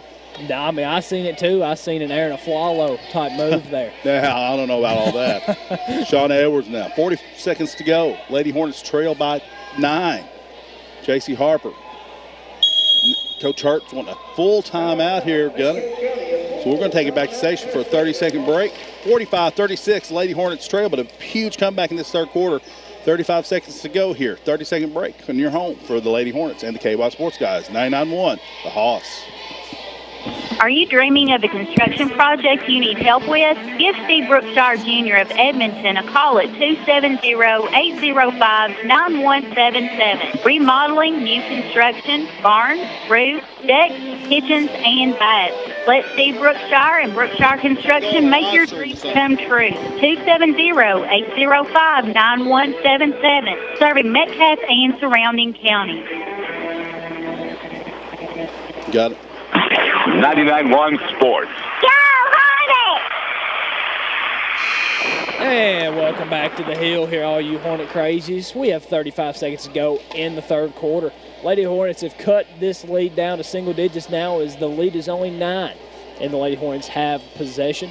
Macy Welsh will inbound it here at half court and Deshaun Evans. Yeah, Coach knows how important this is. He wanted the timeout to get a call there, and there was some confusion. The ball goes out of bounds. 30.2 seconds to go. Lady Bulldogs will now inbound. They bring in the sub. Bailey Morgan comes in for Aisha Smith. We're also kind of scanning for the Zion Williamson news. We'll let you know that as soon as we hear where Zion Williamson has decided to play college basketball. We hope in Lexington. That we do. We do hope it is in Lexington. Davis now dribbling. 20 seconds to go. Looks like the Lady Bulldogs are content to take the last shot of the quarter. Lady Hornets extend this defense a little bit. A little trouble out front. Davis has it. Now inside to Fleming. 5 seconds to go. She dribbles left. Up with it. Good move. Good shot. Very good move. And Lady Hornets will not get a shot off. After 3, Lady Hornets, a monumental comeback in the third quarter. Trail by 11, 47-36. We'll take the station for 30-second break and be here for the fourth quarter on your home for Lady Hornets and the KY Sports Guys. 991 the Hoss. At SCRTC, we love local small business just like you do. They meet our needs every day. So help us celebrate your favorite small business by going to SCRTC.com and nominating your favorite for the Small Business of the Year award, like Trendy Me from 2016 and Caverna Florist in 2017. SCRTC is able to meet the phone, internet, security, and television needs of businesses both large and small. And we want you to help celebrate those businesses who mean the most to you. Nominate your favorite small business today at SCRTC.com. 99.1 Sports. Go Hornet! And welcome back to the Hill here, all you Hornet crazies. As we begin the fourth quarter, Stock Tony is about to give us some of those third quarter stats. We'll give those stats at the next dead ball gunner as the Lady Bulldogs inbounded. And we have a horn. I think they wanted us to read these SCRTC third quarter stats brought to you by SCRTC. Phone services, high-speed internet, television, more. Give them a call. 678-2111. Well, now the ball is inbounded. Again, so we will get you those stats as soon as we have a dead ball. Lady Hornets extend this pressure out front. We're going to get a holding call, I believe, on Shauna Edwards. As she and Macy Welsh were double teaming Anderson out front. Had Anderson kind of befuddled a little bit. Lady Bulldogs will inbound. Side out here. If you're just joining us, the Lady Hornets opened up with a big deficit, have been chipping away at it, and have got it down to 11. Right now, Fleming up with a shot, no good. Macy Welsh pulls a rebound. She's going to be fouled. She'll go on the line for one and one of those. DB Texas free throws, and that'll be Morgan's 5th foul. So Morgan is fouling out. We're going to get a sub from the Lady Hornets as well. Let's get you those points. After 3 complete, Macy Welsh leads the Lady Hornets with 10 points. Ellie Caffey has 9, as does Kaylee Harbison. J.C. Harper has 5. Shauna Edwards with 3. Will enter the game, excuse me, as I interrupt you, Stock Tony. And I believe we had a Red Bowling Springs substitution as well. Not sure who that was. Macy Welsh is up, and it is good. Welsh cuts the lead to 10. She'll have another one of those DB tax service free throws. 7:33 to go in the fourth quarter. Second one is up now and rolls out. Lady Bulldogs pull the rebound. Davis dribbles up. Harper and Edwards will greet her at the top of the zone. They're extending this zone a little bit now, and they have her trapped Up against the baseline. She gets it to Fleming, who dribbles in. Up with it and good. Fleming takes a little bit of contact. Makes the basket. 49-37 now, Lady Bulldogs.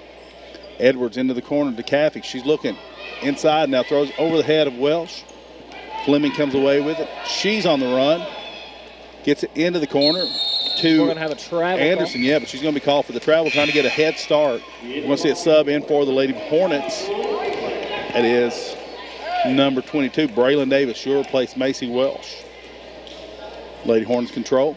Marissa Fields inbound. Shauna Edwards dribbles across half line, surveying this 2-3 zone. Up top to Davis on the wing. Now Edwards at the top of the key. Dribbles right. Into the lane. Up with it. No good. Rebound comes to Morgan. Gets across the half line. Now finds Fleming. Skip pass across to Anderson for three. And that's good. 52-37 now. 6:20 to go, fourth quarter. Lady Hornets trail. Edwards inside the Fields. Back outside to Harper. Into the corner to Davis. She drives. Pulls up from 12. No good. Rebound comes to Davis. Davis looks to push. She gets it to Anderson. Back to Davis. Knocked away by Braylon Davis. Davis up with the layup and good. That's good for an Ed State bank shot there by Braylon Davis. That'll make it 39-52. 5:50 to go here in the ball game. That was Davis stealing from Davis. You heard me correctly. Morgan now to Davis. Out top. Gets it to Fleming. Fleming dribbles. Now to Anderson. Skip pass across to Morgan. Back up top to Davis. That's Haley Davis. Into Fleming. She is tripped up by Braylon Davis on the drive. That will be third for Braylon Davis. That'll be the team 6. We're going to get sub in. Macy Welsh is going to come in for Ellie Caffey. Lady Bulldogs inbound underneath. Get it into Davis. Davis dribbles right. Finds Fleming. Thought about the three. Now dribbles. Gets it to Davis. Davis skip pass across to Morgan for three. No good. Macy Welsh pulls a strong rebound. It's Shauna Edwards. Edwards now dribbling. Gets it in. Looking to Welsh. Welsh dribbles. Into the corner to Davis. Back into the corner to Welsh. Thought about the three. Now drives. Back up top to Davis. Davis into the lane to Fields. Long three from Shauna Edwards. No good. Haley Davis pulls away for the Lady Bulldogs. She's content to start the offense. She gets it to Morgan.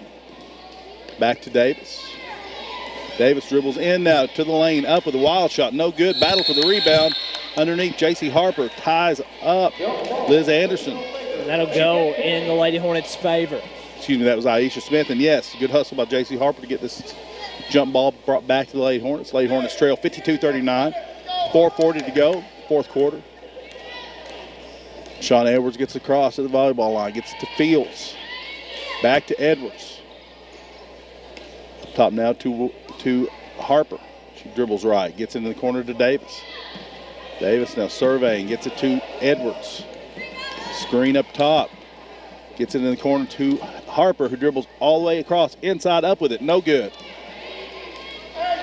Ball pulled by Fleming. She's going to slow it down here for the Lady Bulldogs. 4:10 to go, fourth quarter. Lady Hornets have been running at these dribblers out front. Ball gets to to Morgan. Back to Fleming now. To Davis. Davis to Fleming. Inside to Morgan. Morgan to Fleming. To Davis. Skip pass across to Anderson. Now back to Davis. The Lady Bulldogs running some clock here down to 3:40. And counting. Anderson dribbles. Gets it to Davis. Davis dribbling now, guarded by Braylon Davis. We can get a timeout call. It's going to be a full timeout. Gunner, we're going to keep it right here. Let's tell everybody about those season sponsors one more time. Well, we have Miller Family Dentistry located at 108 Elmore Street in Edmonton. Quality Dentistry, personal attention. You give them a call at 270-432-7211. Then we have the Lighthouse Restaurant located at 1500 Shufflewell Knobblick Road in Edmonton. known nationally for their southern down-home cooking. You give them a call, 270-565-3095. Lady Hornets have been battling all game. Gunner still a 13-point lead. It's time now. The Lady Hornets with a couple shots to fall here and there. Stay with this comeback. 3:30 to go. 52-39 for the Lady Bulldogs. Lady Bulldogs will be inbounding underneath, and Gunner and I both checking our feeds, check on the Zion Williamson news when we get that news, get it vetted properly. It's awful easy to get fooled in this situation, Gunner. Some people put out fake news, and we want to be sure before we tell you. Ball inbounded now. Haley Davis for the Lady Bulldogs. Lady Hornets in this 2-3 zone look to trap now as Edwards and Welsh pull a trap. Knocked away by Edmonds, but Davis comes back up for the Lady Bulldogs. Now Ellie Caffey guards her out front. Knocked away by Edmonds. Ellie Caffey comes up with it. She dribbles. Up for a three. No good, but she gets her own rebound in the corner. Chases it down and gets it to Shauna Edwards. Edwards to Caffey now in the corner. Back to Edwards. Kaylee Harbison posting up strong inside. Gets a good pass. Takes it up. And is fouled. She'll go to the line for 2. DB tax service free throws. Saw some great post move there, posting by Kaylee Harbison. And a good look from Shauna Edwards to get it to her. She's up with the first. It's no good. She'll have another. Trying to cut into this 13-point lead with 2:53 to go in the fourth quarter. Second one up now, and that's good. Cuts it to 12, 52-40. Lady Hornets are going to pick up in this 2-2-1 press. Try to trap, I'm sure. Ball is overthrown now. Marley Edmonds comes up with it, gets it to Shauna Edwards. Shauna dribbles in, gets it to Ellie Caffey for 3. Banks it in. Banks it in. Every State bank shot and the Jeans Fruits 3-point goal. That'll make it 43-52. 2:30 to go here in the ball game. Lady Bulldogs get it across the end line. Lady Hornets look to trap again. They're going to try to milk this clock for all it's worth. Fleming, takes it in for a strong shot up against Kaylee Harbison, who has the 4 fouls. I think Fleming knows that. And that shot's good. 54-43, Lady Bulldogs. Now inside, good look to Marley Evans. Misses the shot. She's staying with it. Little tip out to Macy Welsh. Macy dribbles inside. Up with it. No good, but she's going to be fouled in the lane. She's going to the line for 2. D&B tax those free throws, and that's what you want. You want to be able to score when the clock isn't running. So that's, exactly. When you're trying to make a comeback, as the Lady Hornets have been doing this whole game. I believe that is Smith's 5th foul as well. She's going to be replaced by Amber McClaster. I think it's our first action of the game. Macy Welsh is going to have 2 of those DB tax service free throws. First one up, and that's good. Cuts the lead back to 10. She'll cut the lead into single digits here with 2:06 to go in the fourth quarter. A lot of ball game left here, but Lady Hornets need to start having a little bit more urgency about scoring. Well, these stops here are crucial. With this trap, if we can get a turnover or 2, could go a long way into making this comeback a reality. I'm going to see a moving screen out front from Haley Davis. That'll turn the ball back over to the Lady Hornets. Coach nice defense. Asked for the double dribble, but he got an illegal screen. He'll take it however he can get it on this one, I'm sure. Nonetheless, 1:56 to go, 54-45 left in the, that's the score here left in the ball game. Macy Welsh now has it out top. She's surveying. Needs to make something happen quickly here. Shauna Edwards now. Inside to Kaylee Harbison on the post. Up with it, and good. That's good for an Every State bank shot from Kaylee Harbison. Cuts the lead to 7, 1:35 to go. Press on. Lady Bulldogs beat it. Dribble now. Gets it to Davis. Ball knocked away, but to Fleming. Fleming now gets it to Anderson. Anderson to Davis. Davis dribbles back out with it. 1 minute, 15 seconds to go. Into the corner of Fleming. She goes baseline. Up with it from 3. Bank shot good. Fleming, smooth player, Gunner. That she is. She's a very, very smooth player. Shauna Edwards looks ahead, trying to get to Kayla Harbison. That's going to go out of bounds back to the Lady Bulldogs. Going to see some wholesale substitutions for Coach Hurt with 1:04 to go. Gunner, you want to set the scene? Yes, we will have J.C. Harper Ashton Johnson, Braylon Davis, Jackie Vrosher, and Marissa Fields here. Probably the best defensive lineup he could put on the floor. Try to get some fouls in there. Yeah, we're going to see Ashton Johnson with the quick foul, and then we're going to see the platoon system employed from Coach Hurt, if you remember the old UK platoon system from a few years ago. So we're going to see the 5 who went out come back in for the new 5. I think what you were saying is perfectly true. We've got some of these Lady Hornets in foul trouble. Coach Hurt's putting in some defensive subs. You see Davis now. She's going to go to the line 4, 1 in a bonus. It's up. It's long. Rebound comes to Fleming, though. Fleming got across the lane. Not that one to herself in the corner. Now Shauna Edwards fouls her in the corner, and Fleming will go to the line for 1 and 1. That's one you really need to make this comeback. Yeah, as Coach Hurt just said, go get that one. Yeah, exactly. So, Fleming, shot up and good. Fleming's really been the difference in this game for the Lady Bulldogs. When the Lady Bulldogs needed the ship to be righted, when they needed some calming, Fleming's been able to do that for them. She'll have another now. Second one up, and that's good. That's in the lead to 11 with 58.6 to go. Shauna Edwards looks to get it across. She does. Gets it back to Edmonds. She drops the ball and tie ball and go back to the Lady Bulldogs. That was a tough one on the run as Shauna dropped it back off to Marla. Now we're going to see those 5 substitutions back into the game for the Lady Hornets. Lady Bulldogs will inbound right by the Lady Hornet bench. Marissa Fields will be guarding the inbounder. And knocked away almost, but Fleming comes up with it, and she's going to be fouled on the run out by Braylon Davis. That is Davis's 4th, I believe, and Fleming will be going to the line for 1 and 1. First one up, and that's good.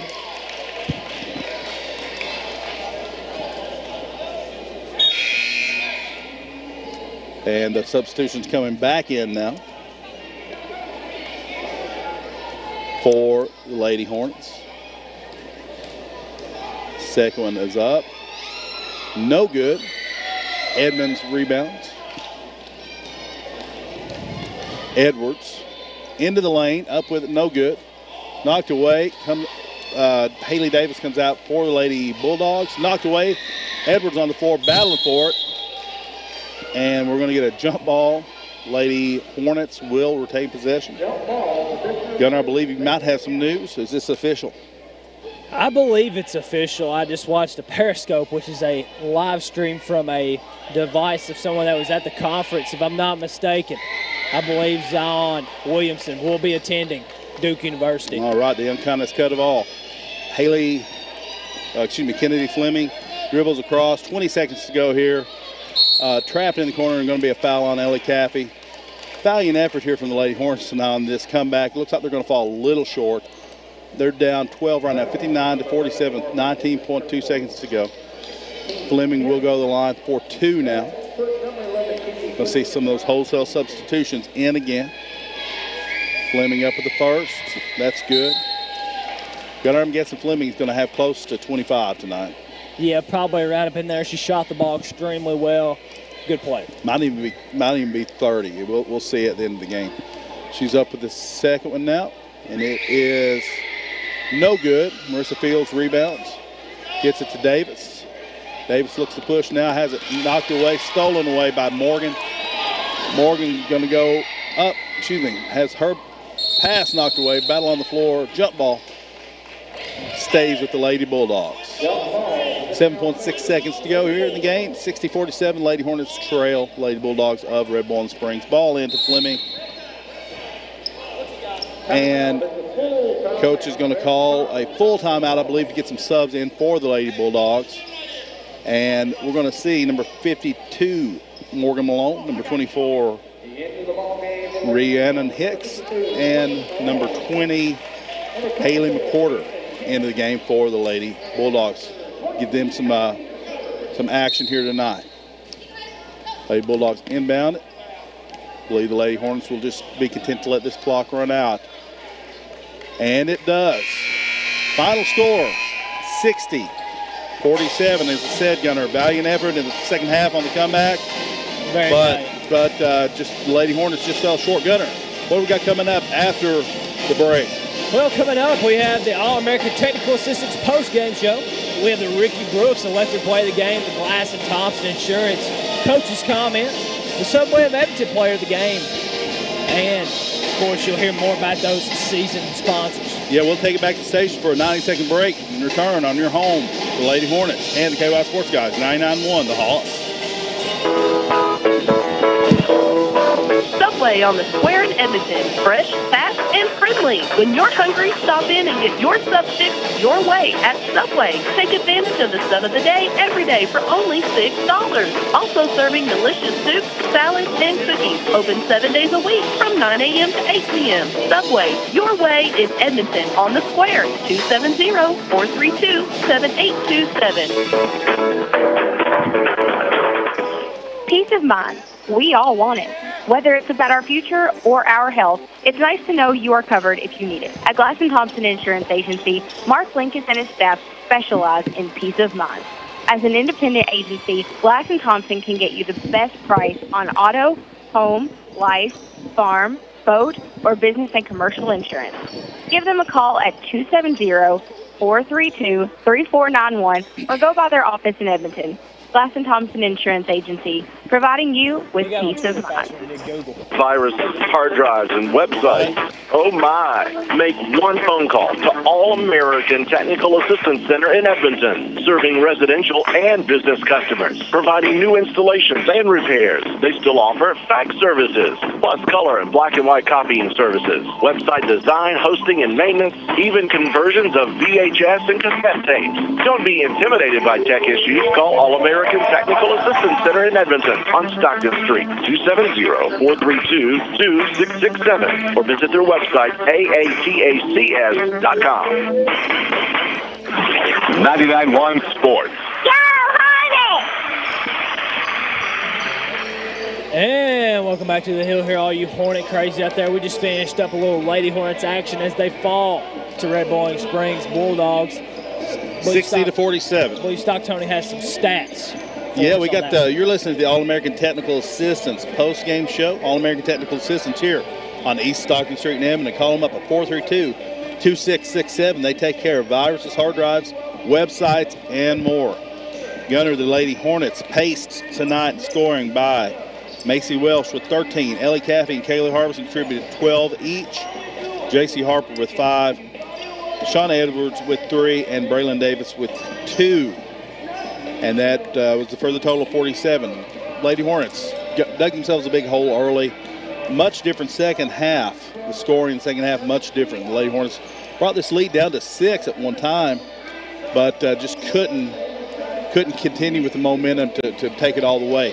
Got to give them a lot of credit, though, for coming out playing in the second half the way they did. Yeah, they come out strong in the second half, and they didn't lose their fight at all that we've seen in the first half. First half, Red Bowling Springs turned out to be a really good shooting team. They spread us out well. There wasn't really much we could do with them in the beginning. Second half, they come out. They was a bit slower than we were. I don't know. It's like the past two games, we've kind of started out the same way, slow start, but you got to be able to play the full 4 quarters. Yeah, that you do. We mentioned Red Bowling. We didn't know for sure, but Kennedy Fleming had 30 points, so we knew we were close there. 30 points, 8 for 11 from the free throw line, 4 for 6 from three-point land, 5 for 10 from two-point land. But the bigger thing for her, and during this comeback, I felt like every time we looked up and thought we were getting close, and we were, right. It seemed like when Fleming touched the ball, good things happened for the Lady Bulldogs. Yeah, most of the time we were about to turn that tide of getting deeper into the single-digit range. Cutting it down. It seemed like we'd get around 8 to 9 points, and then they'd give it to Fleming, and then she'd make big plays. Yeah, and she'd step to the line, 8 for 11, as I said, from free throw line down the stretch, made some big baskets and big free throws for sure. We're waiting, Coach, for the Glass Thompson coach's comments. We got the electric play of the game brought to you by Ricky Brooks. Ricky's a proud supporter of Metcalfe Sports. We mentioned it when it happened. I had a couple things written down, but Shauna Edwards to J.C. Harper on the fast break. We thought the perfect 2-on-1 fast break. Shauna Edwards dribbles down the right side of the lane, dishes off to J.C. Harper on the block for the layup. We thought that was the Ricky Brooks electric play of the game. So as we await, Coach Hurt will also talk to you after the break. We're going to take it back to the station for a minute break. Lady Hornets fall here 60-47 on your home for the Lady Hornets and the KY Sports Guys. 99-1, the Hoss. All of Metcalfe County and surrounding areas are smiling brightly thanks to Miller Family Dentistry, located on 108 Elmore Street, Edmonton, Kentucky. Since 2004, Dr. John Miller and staff have been helping their patients keep smiling by meeting their dental needs. Dr. John, hygienist Penny and Sarah, along with assistants Kaylin and Lauren, make your dental experience pleasant. Truth be told, they love their patients. So whether you need your own teeth polished up or need new ones, give them a call at 270-432-7211, and Brookie will get you an appointment. Miller Family Dentistry, quality dentistry first. The Lighthouse Restaurant in Sulphurville is nationally known for their southern down-home all-you-can-eat cooking. Ken's Country Hams, ribeyes, catfish, and fried chicken. Check out their daily lunch specials. They have numerous sides to choose from. Bring the kids and they can enjoy chicken strips, mini burgers, or pizza. And don't forget about their homemade pies and desserts. Lighthouse Restaurant is open Thursday, Friday, and Saturday. Call in your takeout order at 270-565-3095. Visit their website at visitthelighthouse.restaurant.com and be sure to like the Lighthouse Restaurant on Facebook. 99.1 Sports. Go Hornets! And welcome back to the Hill, all you Hornet crazies. We are here waiting on the boys' game to warm up. Me and Stock Tony, as I'm about to speak with Coach Hurt here in a few moments, but I believe Stock Tony has a few things. Well, let's tell you about that Subway of Edmonton player of the game. Subway of Edmonton on East Stockton Street in Edmonton. Call them up at 432-7827 for 6-cent sub of the day. Every day for only $6. Had a lot of candidates. Ellie Caffey scored 12, I believe. We had Kayla Harbison with 12. Macy Welsh had 13. So we thought Macy Welsh, with I believe 3 for 5 shooting from three-point land, was the Subway of Edmonton player of the game. See Coach Hurt here. Coach is going to come on for the Glass Thompson Insurance Coach's comments. Call Glass Thompson Insurance. They'll give you peace of mind when it comes to your home, auto, farm, boat, business, and commercial insurance. Give them a call, 432-3491. And here's Coach Hurt. Gunner, I'll let you take over. All righty.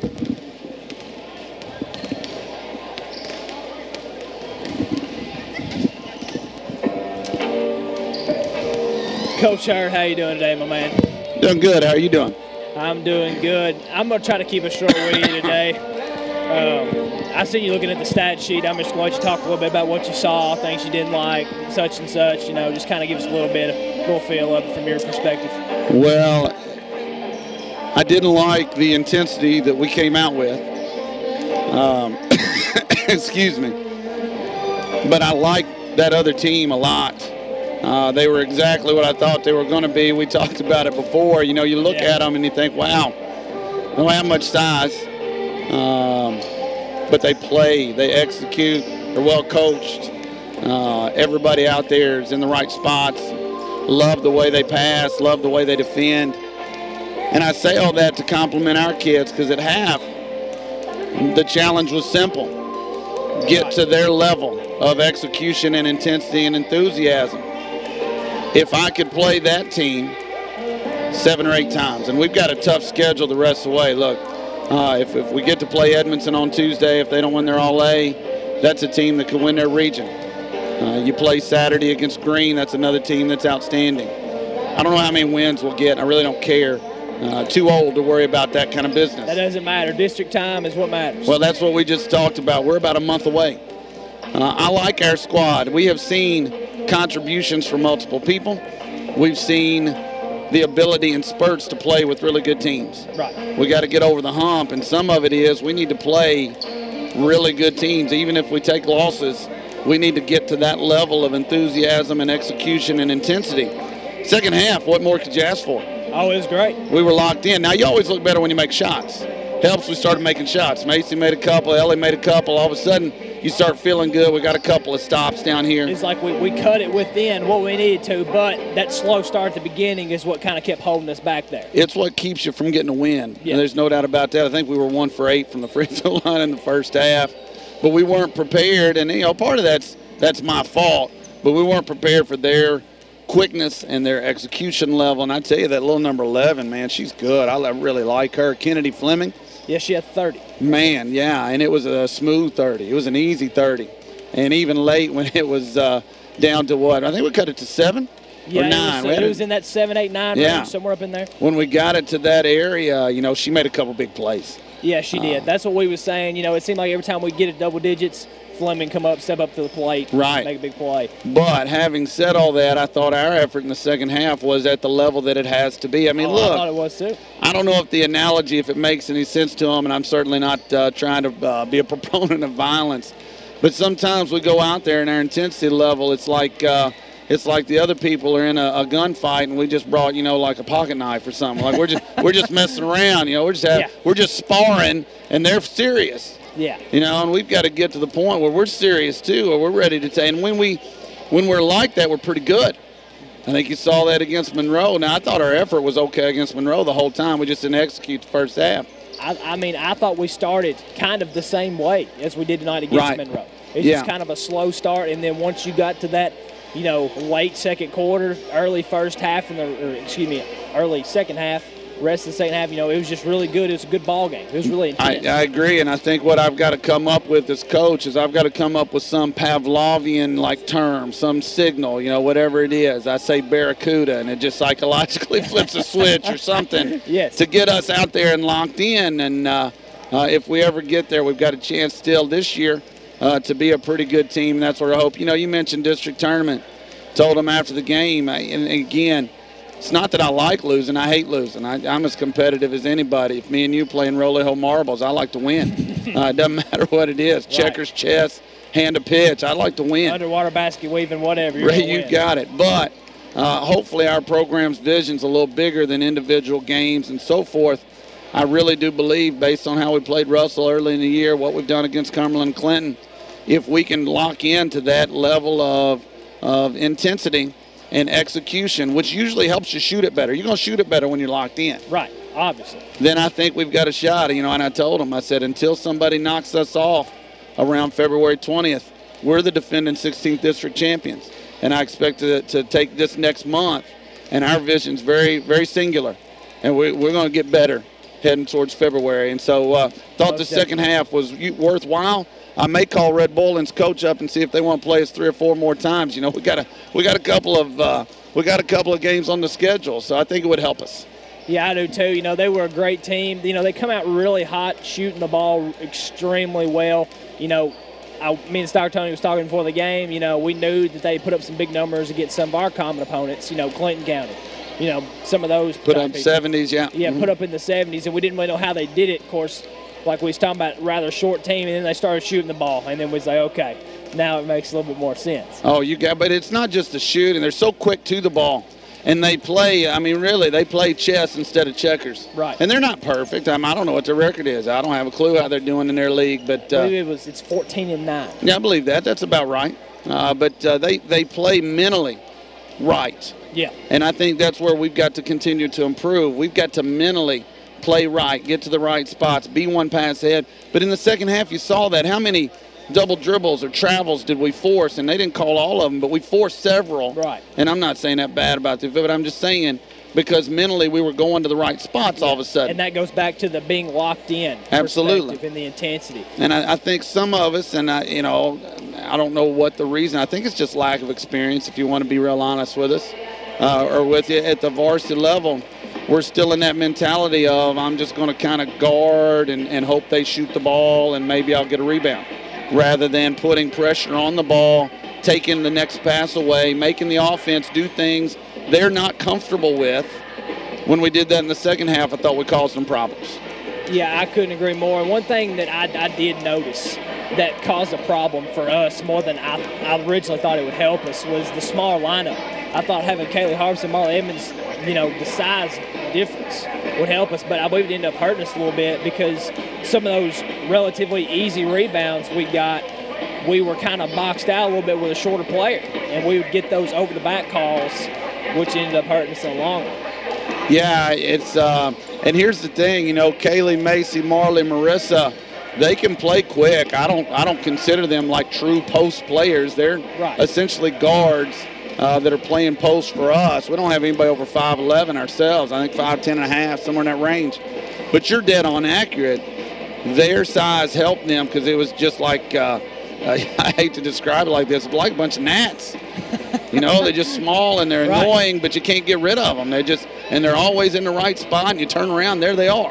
Just the quickness and the agility. On the box outs, you know, they're fundamentally sound. They're right under your legs, and you're over the back. And so I think what you're seeing is 100% right. Look, high school basketball is a guard's game. It really is. Now, it is. You get a Mackenzie Coleman, that's a different story. But at the end of the day, Red Bull and Springs got a pretty decent team because I got a bunch of little kids that play the right way. And look, I was proud of our kids in the second half. I thought we made a lot of progress. I don't want to sit here and say all nice things about them and nothing nice about us. I thought we adjusted and played well in the second half. I thought we did as well for sure.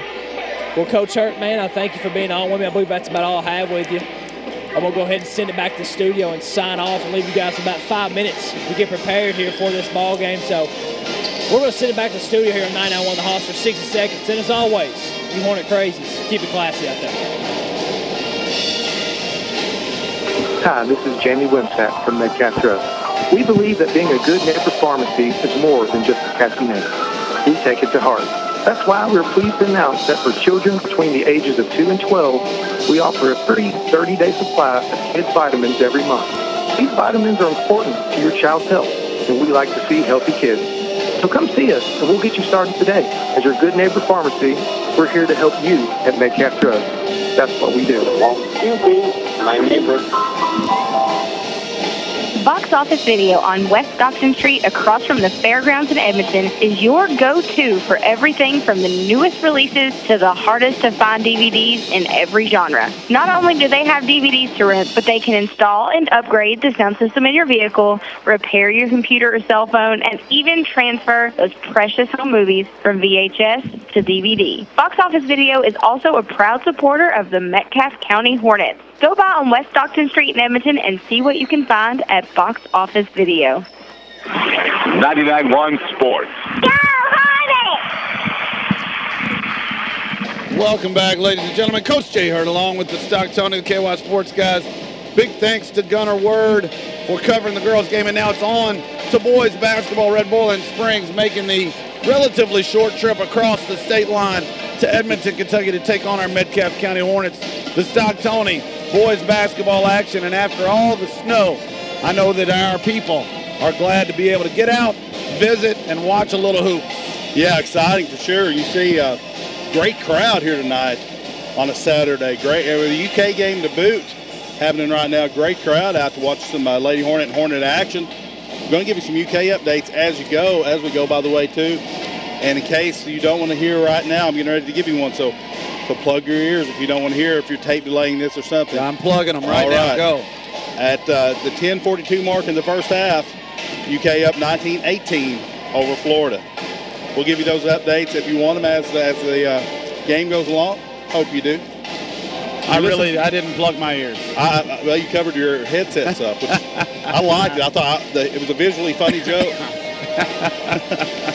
Listen to Barry Gilley pregame show, by the way. Barry Gilley, proud sponsor of Metcalfe County Sports. Call them up, 432-7190. Coach, big difference between the two teams tonight. The Lady Bulldogs, a smaller team. This team, not at all small for the Bulldogs. It's interesting when you watch, and a lot of times you get fooled watching pregame warm-ups. This Red Bull team's got some size to them. 34 looks like a big fella. Yeah, I believe he's about 6'6", 6'7"-ish.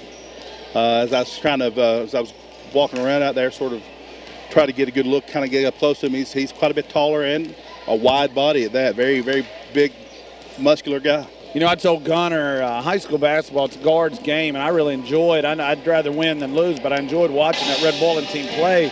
The girls team, because they were quick and played the game hard. You know, guards control a lot of the action, and I thought our team met their intensity in the second half, played a much better second half. Very proud of our girls, but it's interesting, the contrast, because I don't see that as I watch Red Bull warm up. I see a team, as you allude to, that looks strong, physically strong, maybe not the most fleet of foot, but you can't tell sometimes. I don't have an advanced scouting reports. Well, that's what Gunner and I mentioned. I don't know if you were listening to obviously you were coaching, but anyone out there listening in the last game, we really don't know. There's an element of surprise coming in. We do know that this team is big. You can't tell. That big may translate, as you mentioned, to a slower inside game. Heck, it may translate to three-pointers being shot left and right like the girls. You never can tell. You never know, do you? That's right. No. Did Gunner break the bad news, though, about UK recruiting? Haven't heard a thing. Well, if you're out there listening, the unkindest cut of all came when Zion Williamson announced that he is not coming to UK, but in fact going to Duke. Duke, the most unkindest cut of all. Yeah, that is terrible. That's a little Caesar. You know, Coach Ryan, yes, I love Julius Caesar too. All right, really good on a salad. It is, man. It's a little friends, romaines, and countrymen, right? Lend me your ears. There you go. Corn on a salad, by the way. I'm all for it, aren't you? Yes, sure. Why not? I think we've had a cast-off on that before, right? Salad toppings? Salad toppings. I don't remember what one. That's crazy, but I can't recall it. Probably tomatoes. Probably so. They're hard to beat. Folks, stay with us. We have basketball action. We're going to keep it right here. That's the buzzer you hear in the background, and it's going to be the Hornets and the Red Boiling Springs Bulldogs. And we're going to do some starting lineups here. How about that? Wonderful. All right, starting for the Bulldogs, visiting Bulldogs, Red Boiling Springs. We've got a guard, number 20, Hunter Kirk. Got a guard, number 14, Matthew Murphy. We got center, number 34, Dalton Marsh. Forward, number 22, Jordan Powell. And forward, number 23, Mason Hicks. And for your Hornets, we have number 3, junior guard, Trevor Fields. Number 24, junior forward, Tanner Moss. Number 31, junior forward, Austin Ford. Number 32, freshman forward, Boston DeVore. And number 34, junior, Tyler London. All right, Coach. The starting lineup's being introduced here. Some excitement, as you mentioned. Great crowd out for this. Red Boiling traveled pretty nicely as well. Couldn't agree with you more. It is as if people have been snowed in and just want to get out. Can't wait to get out. I understood it. Been out a couple times. We did the show Wednesday night. Had a great show. What a wonderful time it was. Jefferson County Public Schools Superintendent Marty Polio was our guest for the first half, and then the Kentucky Taste Buds, Tamara and Lee, second half. That's still out there if you want to go listen to it in case you missed it. Our reach on Twitter that night was over 174,000, so little humble brag there. Yeah, humble brag. Yeah, really good stuff, and that doesn't count the live radio audience or the replays. That's right. At various places. But right now, the focus is hoops. Tip is up, controlled by Red Boiling Springs in some really slick gray uniforms with the red numbers. It's going to be a little hard to see them, but I think we can do it.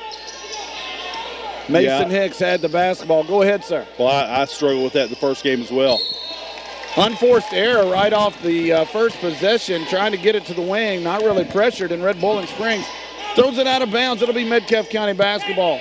DeVore in the half court, on the wing, drives it to the right side, kicks it to Austin Ford, left-hand dribble, tries to kick it, and then he throws it into the stands. Right now, the people on the far side, the home side, have touched it more than some of the players on the court.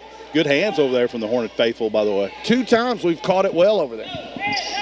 Little diamond press, looks like from the Hornets. That's a new look. Red Boiling Springs gets it across, fires it over, and it nearly goes out of bounds. Trevor Fields hustling for it, saved in bounds. Tyler London has it to Ford. Great pass, DeVore, layup, good. Nice look there from Austin Ford to Boston DeVore for the Metcalfe Drugs bank shot. Again, pressure from the Hornets, something we haven't seen a whole lot of, causing Red Boiling Springs problems. They finally get the ball across. Left side, Hicks drives it. Layup, no good. Rebound, Red Boiling Springs up, layup good. Let's see some contact underneath. Officials letting him play. I like that. Matthew Murphy will get credit. Ford on the other end, drives, kicks. Moss, short corner from 15 on the left side, no good. London rebound, puts it up and in. Nice Metcalfe Drugs bank shot again by Tyler London. They're your local pharmacy with friendly, knowledgeable staff. Call them up at 432-3051. Diamond pressure, full court, giving Red Bull and fits, but they do break it this time. Powell lets it fly. Top of the key three, no good. Offensive rebound. And then a cutter puts it up and in. That is Mason Hicks with the bucket. That was Marsh on the rebound, just overpowering everyone down low. If I'm a little slow, I'm having to look at these numbers twice. There's my built-in excuse for the day. I'll have to do better. It's not easy, but they are slick uniforms, as you mentioned. I like them. Moss catches it top of the key, drives it all the way through the traffic. Layup good. Nice drive by Tanner Moss with that Metcalfe Drugs bank shot. 6-4 now, the Hornets lead. Matthew Murphy has it in the front court, gets it inside to the big fella. They double, triple, quadruple team him. He kicks it out into the paint with a little floater from 10, no good. That was Kirk. Here comes Austin Ford with the rebound. He's across half, gives it to Trevor Fields. Left side, London. Ball fake and off the dribble. Now back to Trevor Fields. The Hornets will reset. You mentioned the big man inside get the double and triple team. They're focusing on everything running through him, and the Hornets are focusing on shutting that down.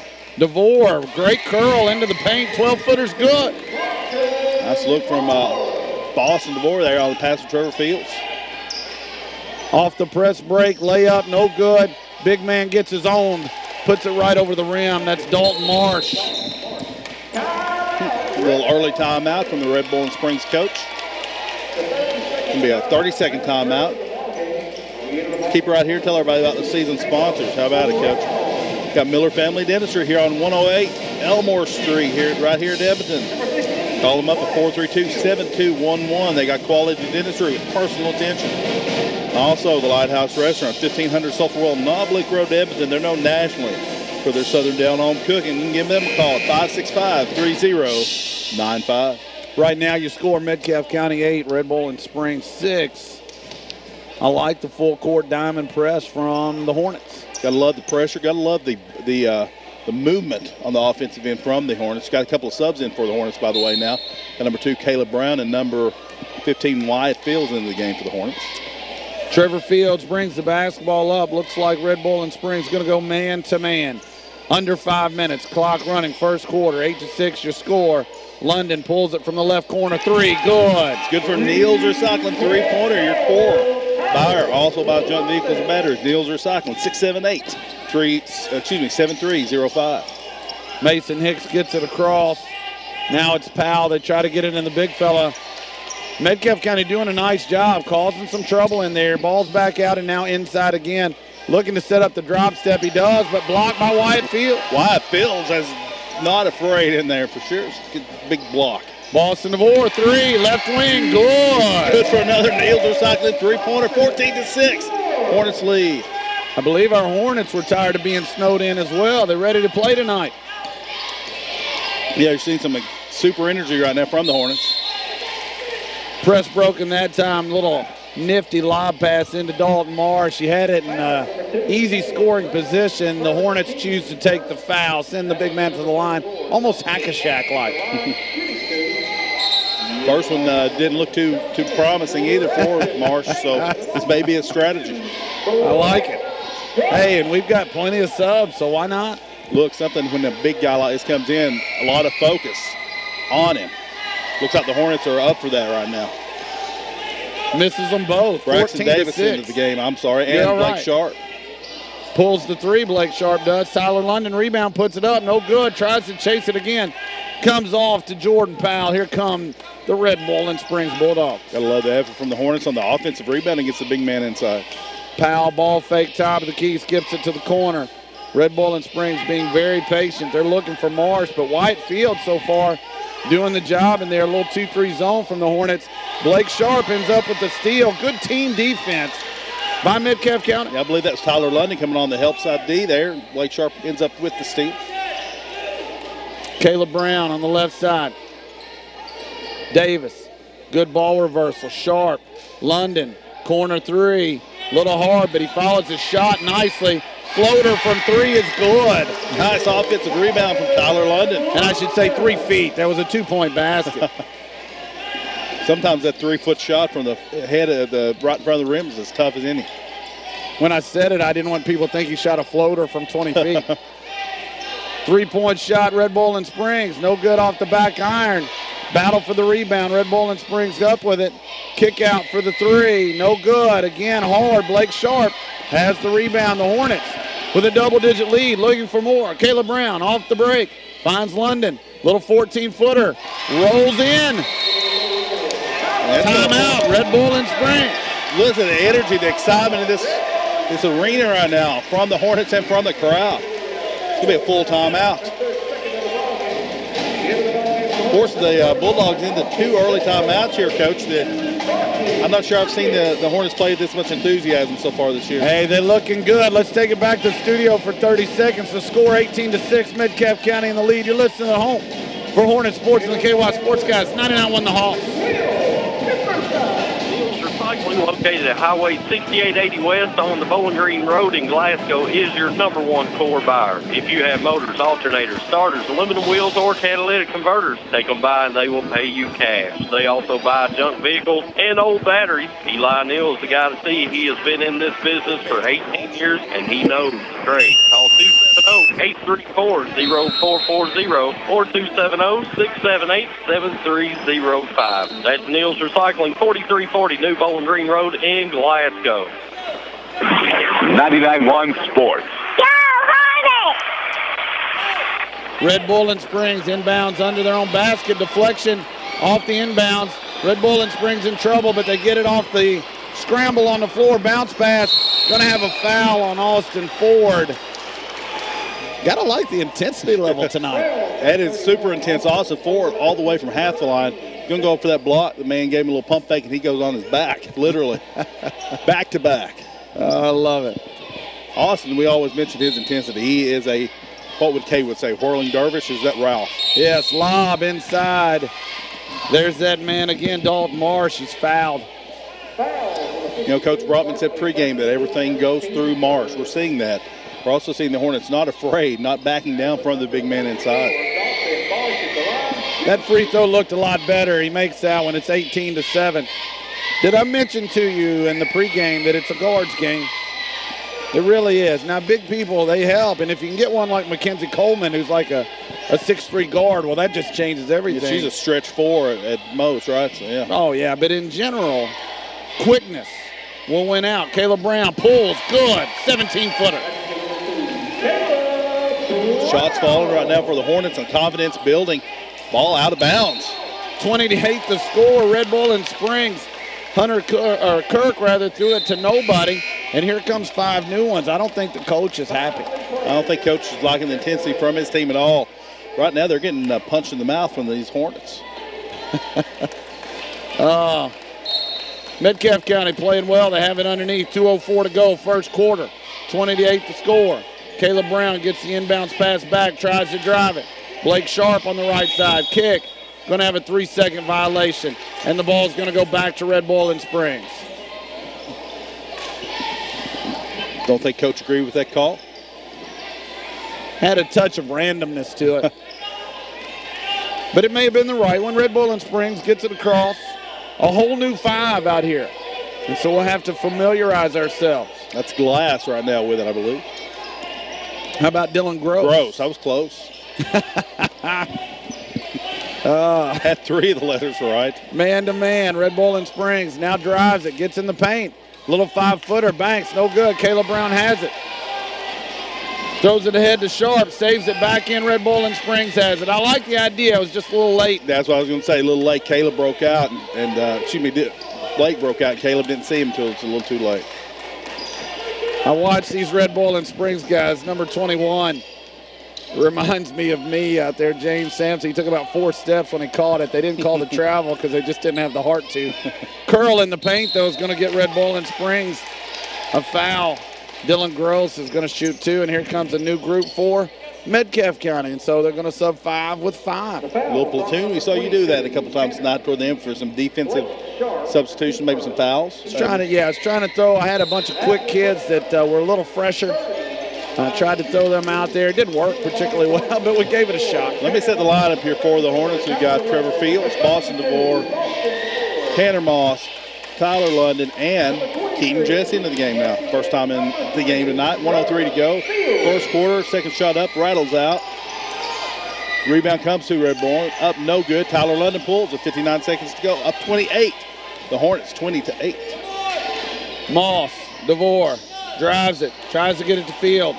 Can't connect. Ball stays in bounds. Red Bull and Springs has it. They're going to get a foul on number 33, Dalton Thompson, for a push in transition. That was a tackle reminiscent of something we may see tomorrow. Little push. Tyler London went flying. Got the foul call for him, though, and the Hornets will inbound with 47.9 to go. Are you expecting some tackling at the Hornets Nest Pickers concert? Is that what you're saying? We'll talk about that in a moment. Tyler London, clock under 40. Moss, ball fake, draws the foul. He'll shoot 2. I believe that was Williams on the foul. Am I getting that one right? Nope. 21, not 11. That's Sampson.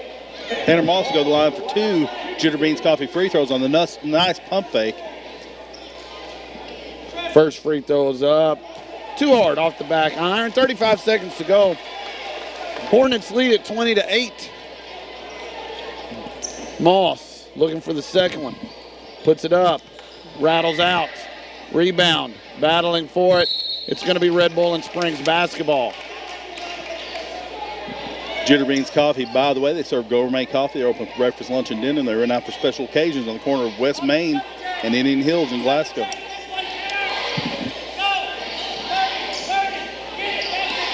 Nice press break that time. Red Bull and Springs with a diagonal bounce pass, and they're across half court.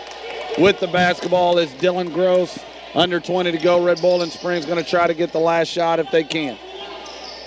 Dalton Thompson has it now, reverses it to the right side. Ball fake. Kendall Thompson finds an open man. Great pass for a wide open layup. Hornets are going to look to push now with 5 seconds to go. Keaton Jesse up with the 3. No good. Ball's off, and the first quarter will come to an end. I think James Sampson's going to get credit, or maybe Kendall Thompson, I'm not sure, but give credit to Dalton Thompson with the touch pass that cuts the lead to 10. But as we head to the second quarter, the Hornets with an impressive 20-10 lead. Let's take it back to the studio for 30 seconds. You're listening to your home for Hornet Sports and the KY Sports Guys, 99.1 The Hall. At SCRTC, we love local small businesses. They are a vital part of our economy. Actually, they create over 40% of all U.S. jobs. We want to celebrate those businesses. Go to scrtc.com and nominate your favorite place for Small Business of the Year. SCRTC will honor the winner for their importance in our community. SCRTC is able to meet the phone, internet, security, and television needs of businesses both large and small. And we want you to help celebrate those businesses who mean the most to you. Nominate your favorite small business today at scrtc.com. 99.1 Sports. Go Hornets! Welcome back, ladies and gentlemen. 1 in the books. The Hornets up 20-10 over the visiting Red Bull and Springs Bulldogs. First quarter scoring will be brought to you by SCRTC, and we'll talk about that at the next dead ball. Trevor Fields has it. The Hornets get the first shot at it here in the second quarter. Passing and cutting. London pulls it from 3, right side, no good. Good box out, and it's going to be a foul on DeVore. SCRTC first quarter store and phone service, high-speed internet, television, and more. Give them a call at 678-2111. Hornets led in scoring by Tyler London with 9 and Boston DeVore with 7. Traveling violation, that's going to be Matthew Murphy. Caleb Brand and Tanner Moss with 2 each. It's SCRTC first quarter score. Trevor Fields has the basketball. Takes a ball screen, pulls up from about 18. We're going to get a foul out here. It's going to be an intentional foul, and it's going to be on 20 for Red Bull and Springs, pulling down Boston DeVore. That's Hunter Kirk, a starter. Still not sure what happened, if Kirk was boxing out or was from behind and pulled down, but the intentional foul call. You mentioned it looks like maybe the officials thinking this is getting a little out of hand, trying to take control of this game. I'm still not sure what happened. There was a scramble, and both DeVore and 20, Hunter Kirk, ended up on the floor over here on the right side, and they called an intentional foul on number 20, Hunter Kirk. So I don't know if he grabbed him and pulled him down. I'm not sure what the ruling was. DeVore makes the first free throw, gets the second one. This one off the back iron. Metcalfe County will maintain possession. They'll have it underneath their own basket. 7:35 to go, 21-10 is the score. Red Bull and Springs' coach has been given the explanation. He seems to be at least okay with it, and we're going to move on. Trevor Fields has the basketball. London looking to post inside. Moss now has it, drives it. Going to be another 3-second violation. It's going to be. That's 2 3-second violations in 1 quarter and 30 seconds. That's about 2 more we've seen all season, I believe. And now it's going to be a hand check on 31 Austin Ford, and you can kind of sense that these guys want to keep it where cooler heads are prevailing. Yeah, for sure. I guess we saw some of the physicality inside in the first quarter. We're going to see some subs in for the Hornets. By the way, Kayla Brown is going to replace Austin Ford. That was the Hornets' 6th team foul. Inbounding against man pressure, Red Bull and Springs has it in. Dylan Gross. Now the press broken. Tyler London, though, chased it down. Red Bull and Springs has it back. Interesting ball fake up and in. That's going to be number 23, Mason Hicks. I'm sure that the Hornet faithful are going to be asking how long Red Bowling can stay in the 3-second lane, because I believe I counted quite a few more than 3 seconds there. London shoots the 3, no good. Caleb Brown chases it down, throws it up. No good, blocked and rebounded by the big man, Dalton Marsh. Here comes Red Bull, and they're down 9. A chance to cut it to as close as it's been for a while. Bounce pass inside. Triple teamed in the post and a turnover. Here comes DeVore. Lays it up, draws the blocking foul. He'll shoot 2. Foul is on. That was a nice take. His foul is going to be on number 23, Mason Hicks. It's his first, team's 3rd. Boston Vorgo to the line for 2 Ginger Beans Coffee free throws. We'll see some subs in for the Hornets after this first one. DeVore puts the free throw up. It is good. Wyatt Fields going to enter the game for Tanner Moss. Blake Sharp coming in for Tyler London, as Boston will have another Ginger Beans Coffee free throw. Almost thought he was going to get the and one there. He took it up strong, just rolled out. Second one too hard off the back iron. Red Bull and Springs has the basketball. Metcalfe County with a 10-point lead. Here come the Bulldogs off the dribble. Powell, top of the key, gives it a look, picks up his dribble, throws it to the corner. Off the drive and kick, another drive from the right side. Ball fake, gets his man up in the air, no foul. Here come the Hornets. Nice agility by Wyatt Fields not to draw the foul there. Caleb Brown, 3, left wing. Too hard off the back iron. We're going to have an over-the-back foul called on Wyatt Fields. You can sort of see that one coming there. Wyatt hustling, but didn't have position, and now Red Bull will go to the line for 1-1. That's a 17 foul on the Hornets. That's a team 7 foul. Number 22 is the line to 1 and And it is number 22, Jordan Powell, by the way, going to the line for the for the Bulldogs. Jordan Powell, a strapping young man in his own right, misses the free throw. Wyatt Fields has the basketball. I've been impressed with Wyatt's strength underneath tonight so far. He's battling down there against some stronger competition. Has it at the top of the key now. Caleb Brown on the right side. Looks, finds Sharp, who drives it from the direction he had it, but the ball is rejected. Yeah, that's that rim protection brought to you there from Marsh, for sure, coming over from the help side and getting a nice block. Nice little bounce pass. Marsh up, no good. Gets it back, lays it up, no good. And now it's almost 6th grade-like, you know, where that one tall kid just keeps putting it up there. Finally, he draws the foul. That foul's on Sharp. It's his 2nd and team's 8th. Marsh will go back to the line for 2 free throws. We're going to see some subs after the first. You know, that free throw stroke looks a lot better than the first couple, and you would think that the big man probably used to shooting free throws. This is probably what he gets on a nightly basis. Yeah, that's probably where he makes his hay for sure. We're going to see Tyler London in the game, Will Pemberton also into the game, and I believe we got number 10, Braxton Davis, also into the game. Second one no good. Wyatt Fields chases it down. 5:40 to go, second quarter. Clock running, 22-13 your score. London has it in a trap, but he's going to be fouled, and Metcalfe County is going to get the ball back. Foul on number 30, Dylan Gross. That's the team's 5th foul, the Bulldogs' 5th foul, so they'll Hornets will be inbounding underneath. Trevor Fields looking to get it in. Braxton Davis makes a nice cut, gives it back to Fields from about 14 on the baseline. No good. Powell with the rebound. Here comes Red Bull in Springs. Off the bounce. Drive into the paint. Tries to feed it to the big man, but it's knocked away. Here comes London. Nice speed. Good burst of energy. The layup's no good. Red Bull in Springs has it now. They had a snowbird, but they didn't find him. And now across half. Seeing that snowbird that you mentioned, by the way, as Marsh goes up and makes the basket, was Marsh. Seeing a little frustration from the big man out there right now. He put that one in the basket. Three-pointer's good by Braxton Davis as Red Bull in Springs failed to get back. Yeah, Davis left alone for that Niels recycling three-point goal. 25-15 your score. That was a big one to kind of stunt the mini run there from Red Bull in Springs. Lob inside. And now finally Marsh has it and he's fouled. I'm no body language expert, but Marsh taking it, he's having a rough go of it underneath. He's going to go to the line right now, but he is not a happy camper out there. He's taking a beating. As we said, Barkley Perkins come in.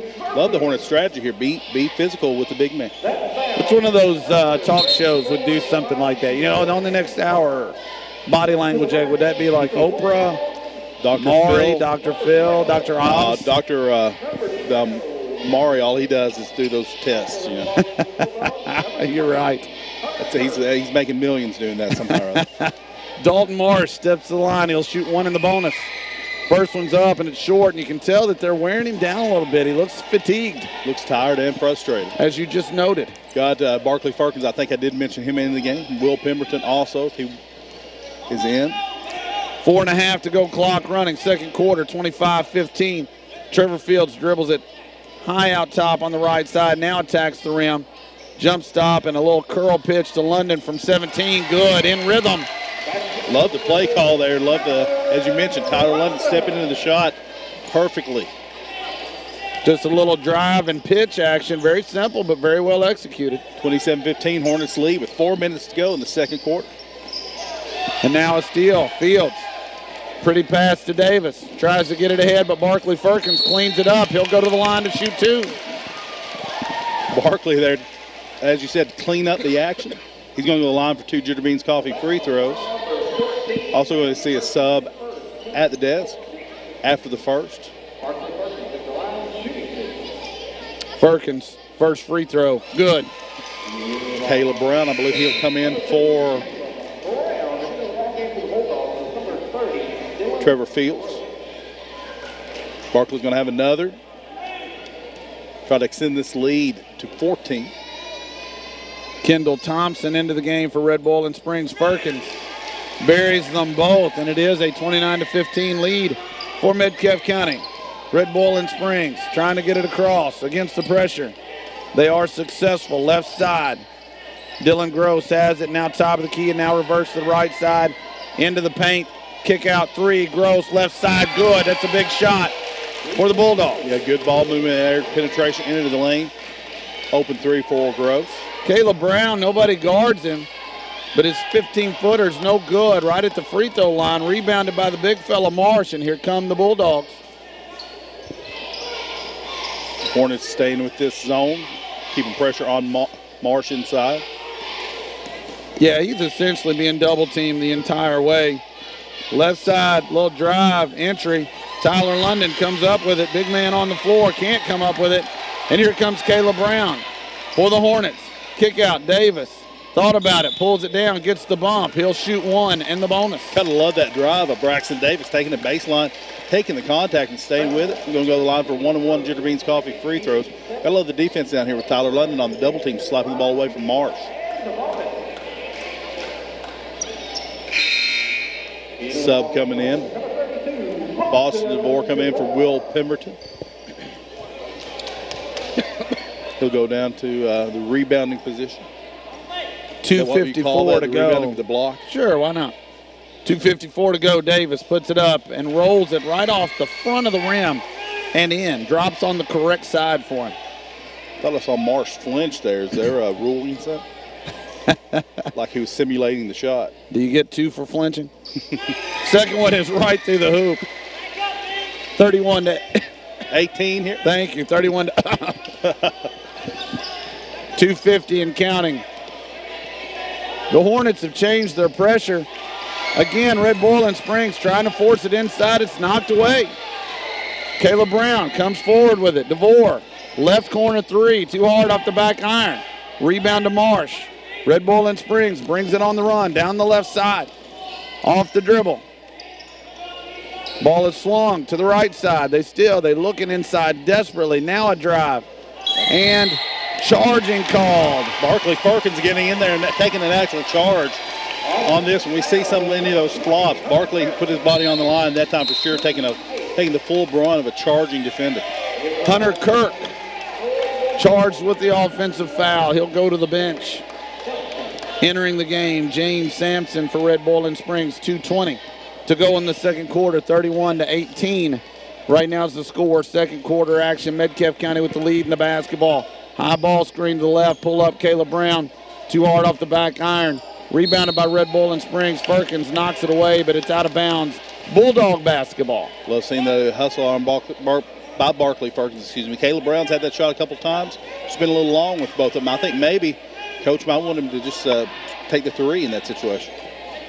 Little 2-2-1 press this time for Metcalfe County. And so, again, they have switched the look. Red Boiling Springs gets it across safely. Kendall Thompson, top of the key, off the bounce. Has an angle, lays it off the glass. I like that kid. Yeah, nice drive by him. Marsh basically sealed off his defender to give Thompson a wide open lane to the basket. Number 12, Kendall Thompson, not a very tall kid, but a skilled player. We're going to have a travel now on Perkins. And all of a sudden, Red Boiling Springs with 1:42 to go in the half. They trail it by 11, but they have the ball back. You see a sub at the desk, but not in time. A little trap over on the sideline, but broken. Matthew Murphy gets it out of there, and there is Kendall Thompson again off the dribble, being trapped by Davis and DeVore. Gets out of it, and now lob over the top, and a dunk, and a foul. It's a good look. It was almost a desperation pass. He just threw it up. The tallest guy on the court got it. And then Marsh takes it in for the two-handed jam and foul by Barkley Perkins. You see a couple of subs in. Tanner Moss is going to come into the game. Barkley not happy about the foul call. He thinks he might have been pushed off on, I believe Austin Ford also into the game. No, excuse me, Trevor Fields into the game for the Hornets. And so to reset, Braxton Davis, Trevor Fields, DeVore, Tyler London as Trevor Fields gets the rebound, and Tanner Moss. Those are your 5 Hornets on the floor. Again, the free throw no good. Moss has the basketball on the left side. 1:14. The clock runs, 31-22. Hornets looking to finish off a very nice first half. Trevor Fields drives it, spins. He's on the left side. Kicks it to London, who tries to dribble drive also. Braxton Davis has it. Thought about the three. Tyler London pulls the three. No good off the back iron. Not very much offensive rebounding down there. That possession, Red Boiling Springs comes away with the basketball. They trail it by 9. Go ahead, sir. Well, they're still looking inside, and a charge call there by charge call on Thompson, dropping that shoulder into Braxton Davis. Thompson ejects, but to no avail. Under 45 to go. Metcalfe County has the basketball. 31-22. High ball screen from Moss. Nice little pick and roll action. Lays it in. Nice bank shot there. Metcalfe Drugs bank shot for Tanner Moss. The coach wants a timeout. Wonderfully executed pick and roll from Fields and Moss. They essentially did it twice. They picked and rolled the first time, wasn't there. Came back off of him again and then hit him the second time. Well executed for the wide open layup. Moss lays it in. 33-22 your score. 30.7 seconds left to go in the half. And an interesting call here. That was Coach Brotman calling timeout. Why do you think Coach Brotman would be calling this timeout at the end of the half? Just to set them up, make sure no silly fouls, make sure you play hard all the way up to the half. I think that's wonderful conjecture on your part. I think that's probably true. He's going back to the diamond press. Maybe he feels like he can get a quick basket here and take it from 11 to 13. The risk of that is obviously they fouled 9 times, so we'll see. 30.7 left. Inbounds. Trap. They have him right where they want him.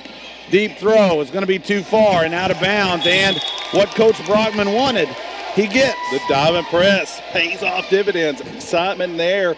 24 seconds to go. Metcalfe County Hornets up 33-22. 24 seconds to go here in the second quarter. Braxton Davis with the basketball now back to Trevor Fields. And what that did essentially is it gives Metcalfe County the last possession of the half.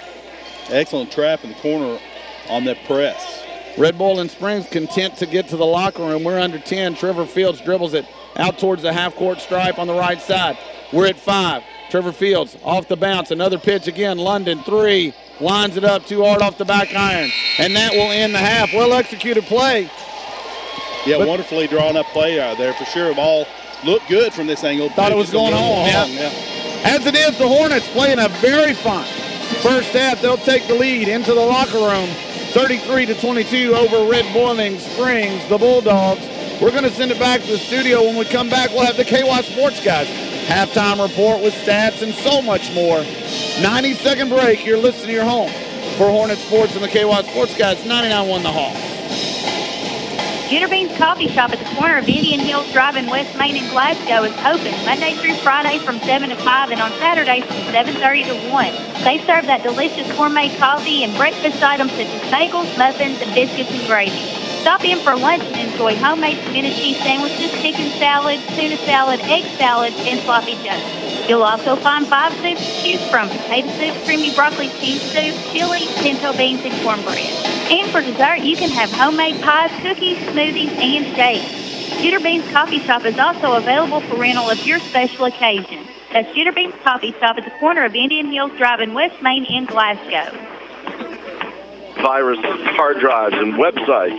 Oh my! Make one phone call to All-American Technical Assistance Center in Edmonton, serving residential and business customers, providing new installations and repairs. They still offer fax services, plus color and black and white copying services, website design, hosting, and maintenance, even conversions of VHS and cassette tapes. Don't be intimidated by tech issues. Call All-American Technical Assistance Center in Edmonton on Stockton Street, 270-432-2667, or visit their website, aatacs.com.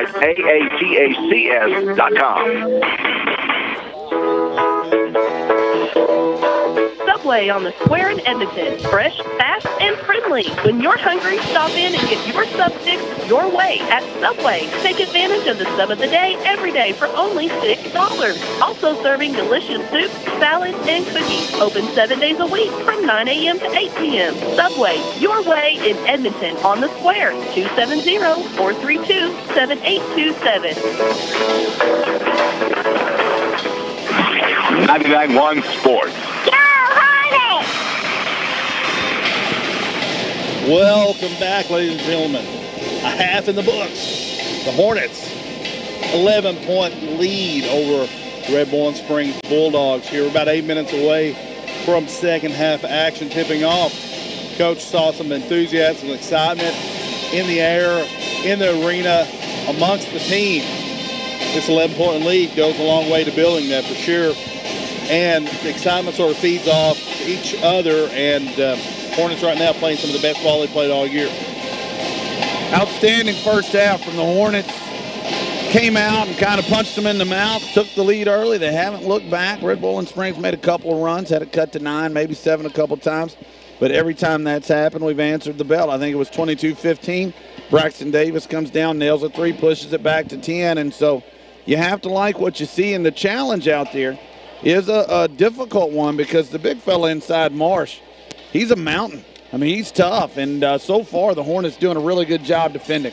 Not only are they doing well, we knew coming in, Coach Brotman and the guys knew coming in, the Bulldogs would run everything through Marsh that they could.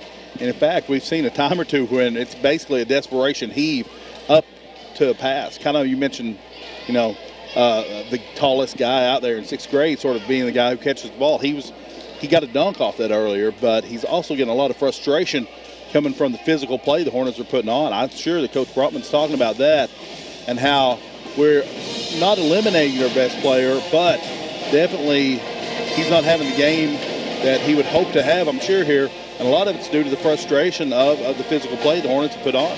Yeah, I think you nailed it. If they can have the second half go the way the first half did, not just the score, but just the way the play went, the way the flow of the play went, our pressure effective, the diamond press effective, keeping it out of Marsh's hands, triple, quadruple teaming inside, making his life miserable, then you got to figure the Hornets have a great chance to come away with victory number 4. Yeah, and you say that. If you're not here watching the game, you may be thinking you could be thinking Coach Hurt's hyperbolizing a little bit. It's not. Every time Marsh touches the ball, there are at least 3 Hornets around him. Even when Marsh isn't touching the ball, they're fronting him and trying to keep 2 guys on him as much as possible. And you can tell it's getting to him. He's been frustrated. He's not gotten back down the court on defense a few times because of it. And when he does go to the floor, we're seeing him slow get up because of the frustration and probably the fatigue as well.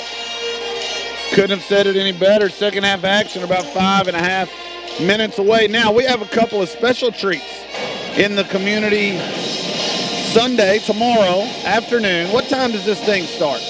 Tomorrow afternoon, if you'd like lunch, 1:30 at the auditorium up here and the middle school cafeteria.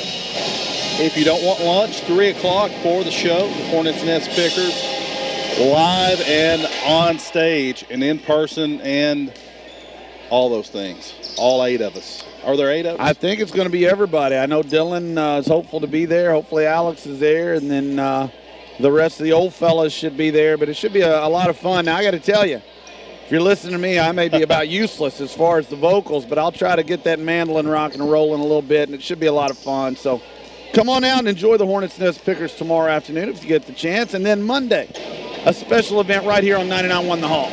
Man, couldn't thank the Hoss anymore for allowing us to do this.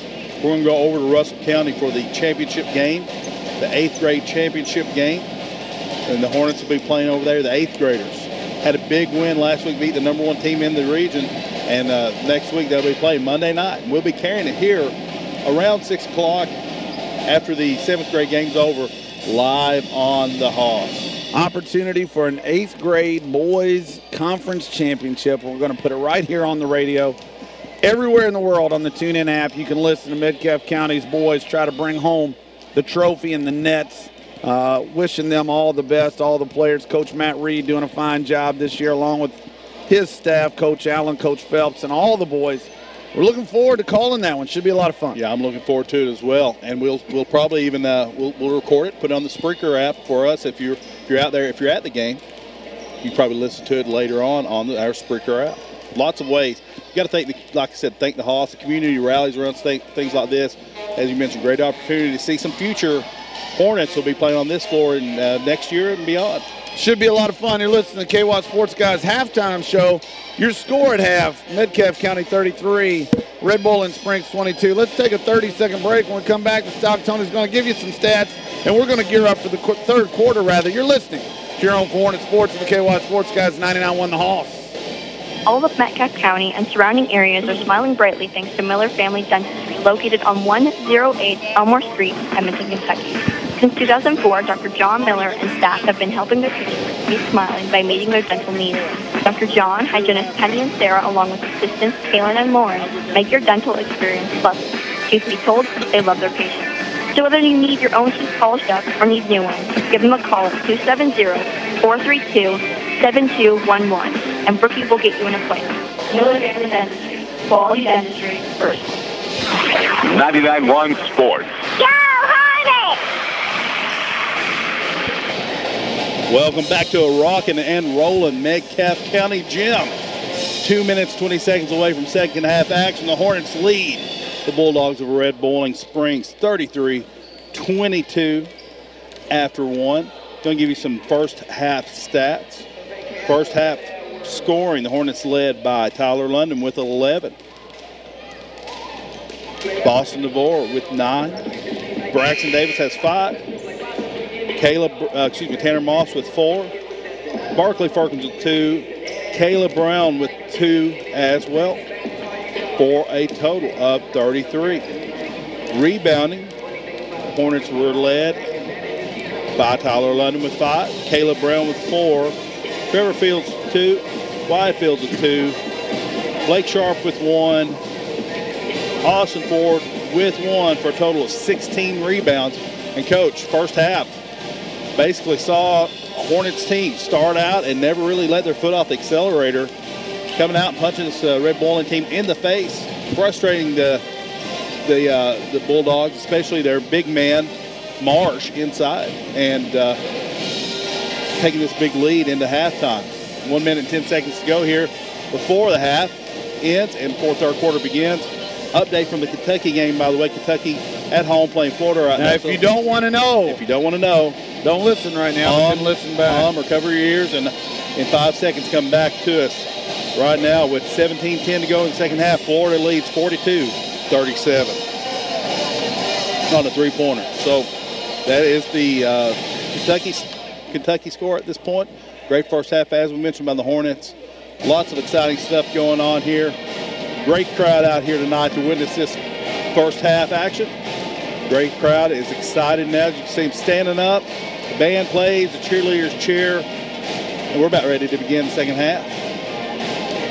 Red Bowling Springs, they'll get the first crack at it here as the clock winds under 20. I always love it when people get up for the fight song. A lot of school spirit, a lot of community pride here in Metcalfe County. Clock winds down and we are just mere seconds. Now, one of the Hornets' Achilles' heels has been the third quarter. I'm sure Coach Prop and I'm sure the boys know that. This is one of those times you can't look up, you can't let up.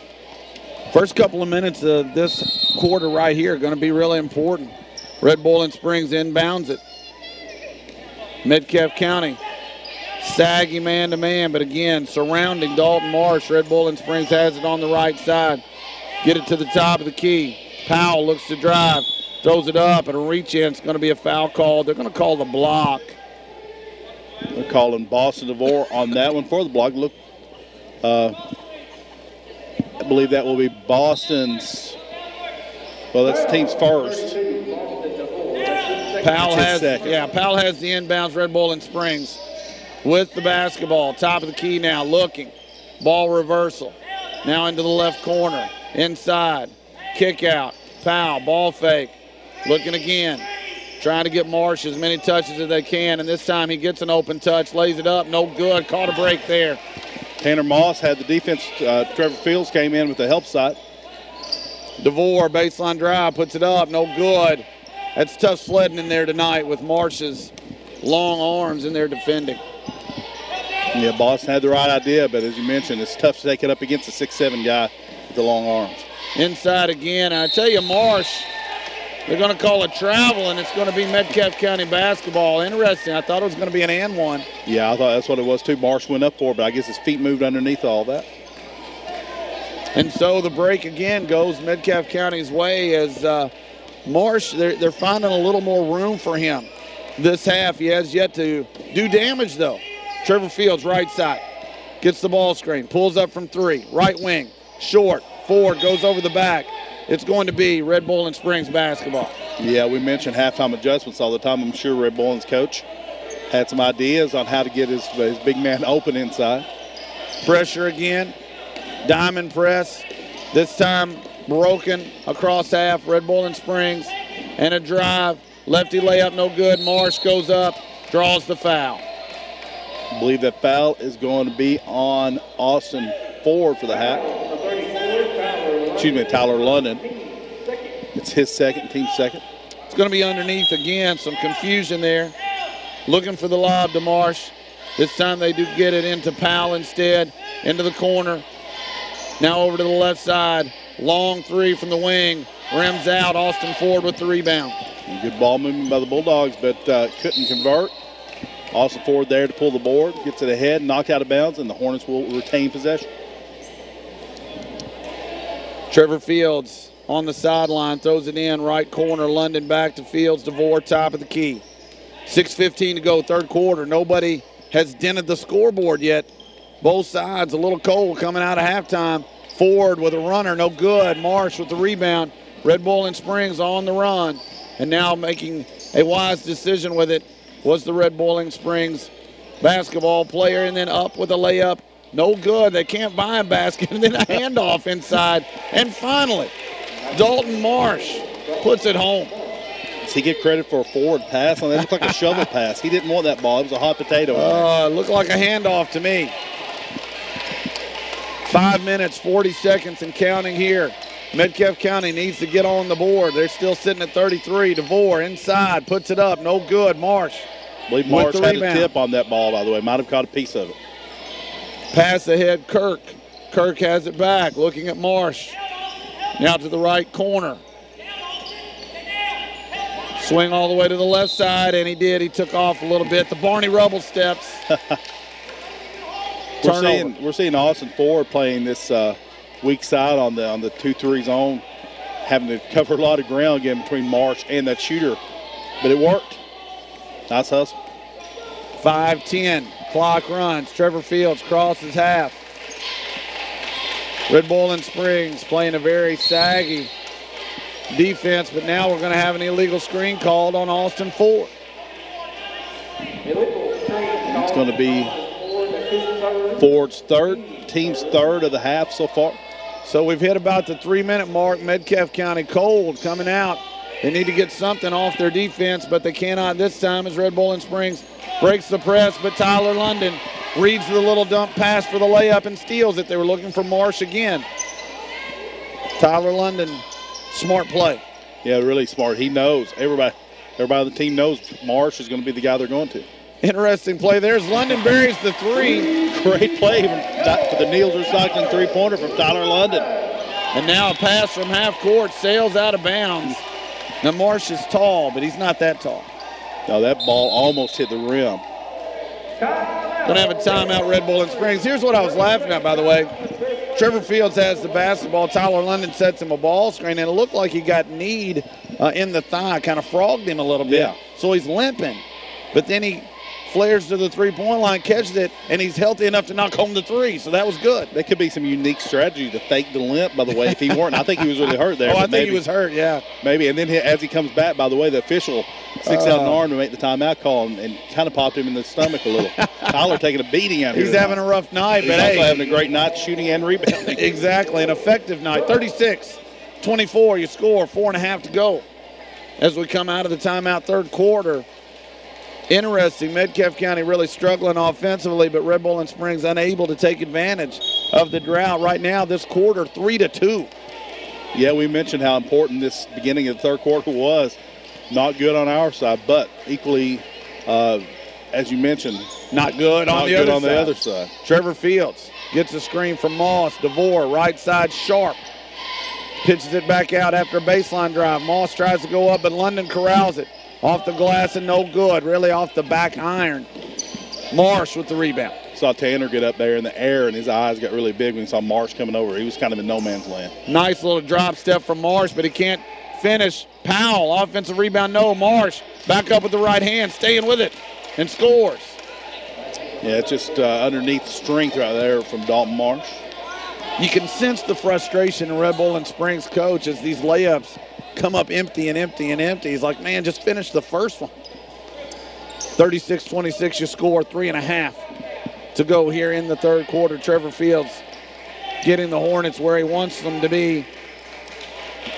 Has it on the right side up top, still dribbling.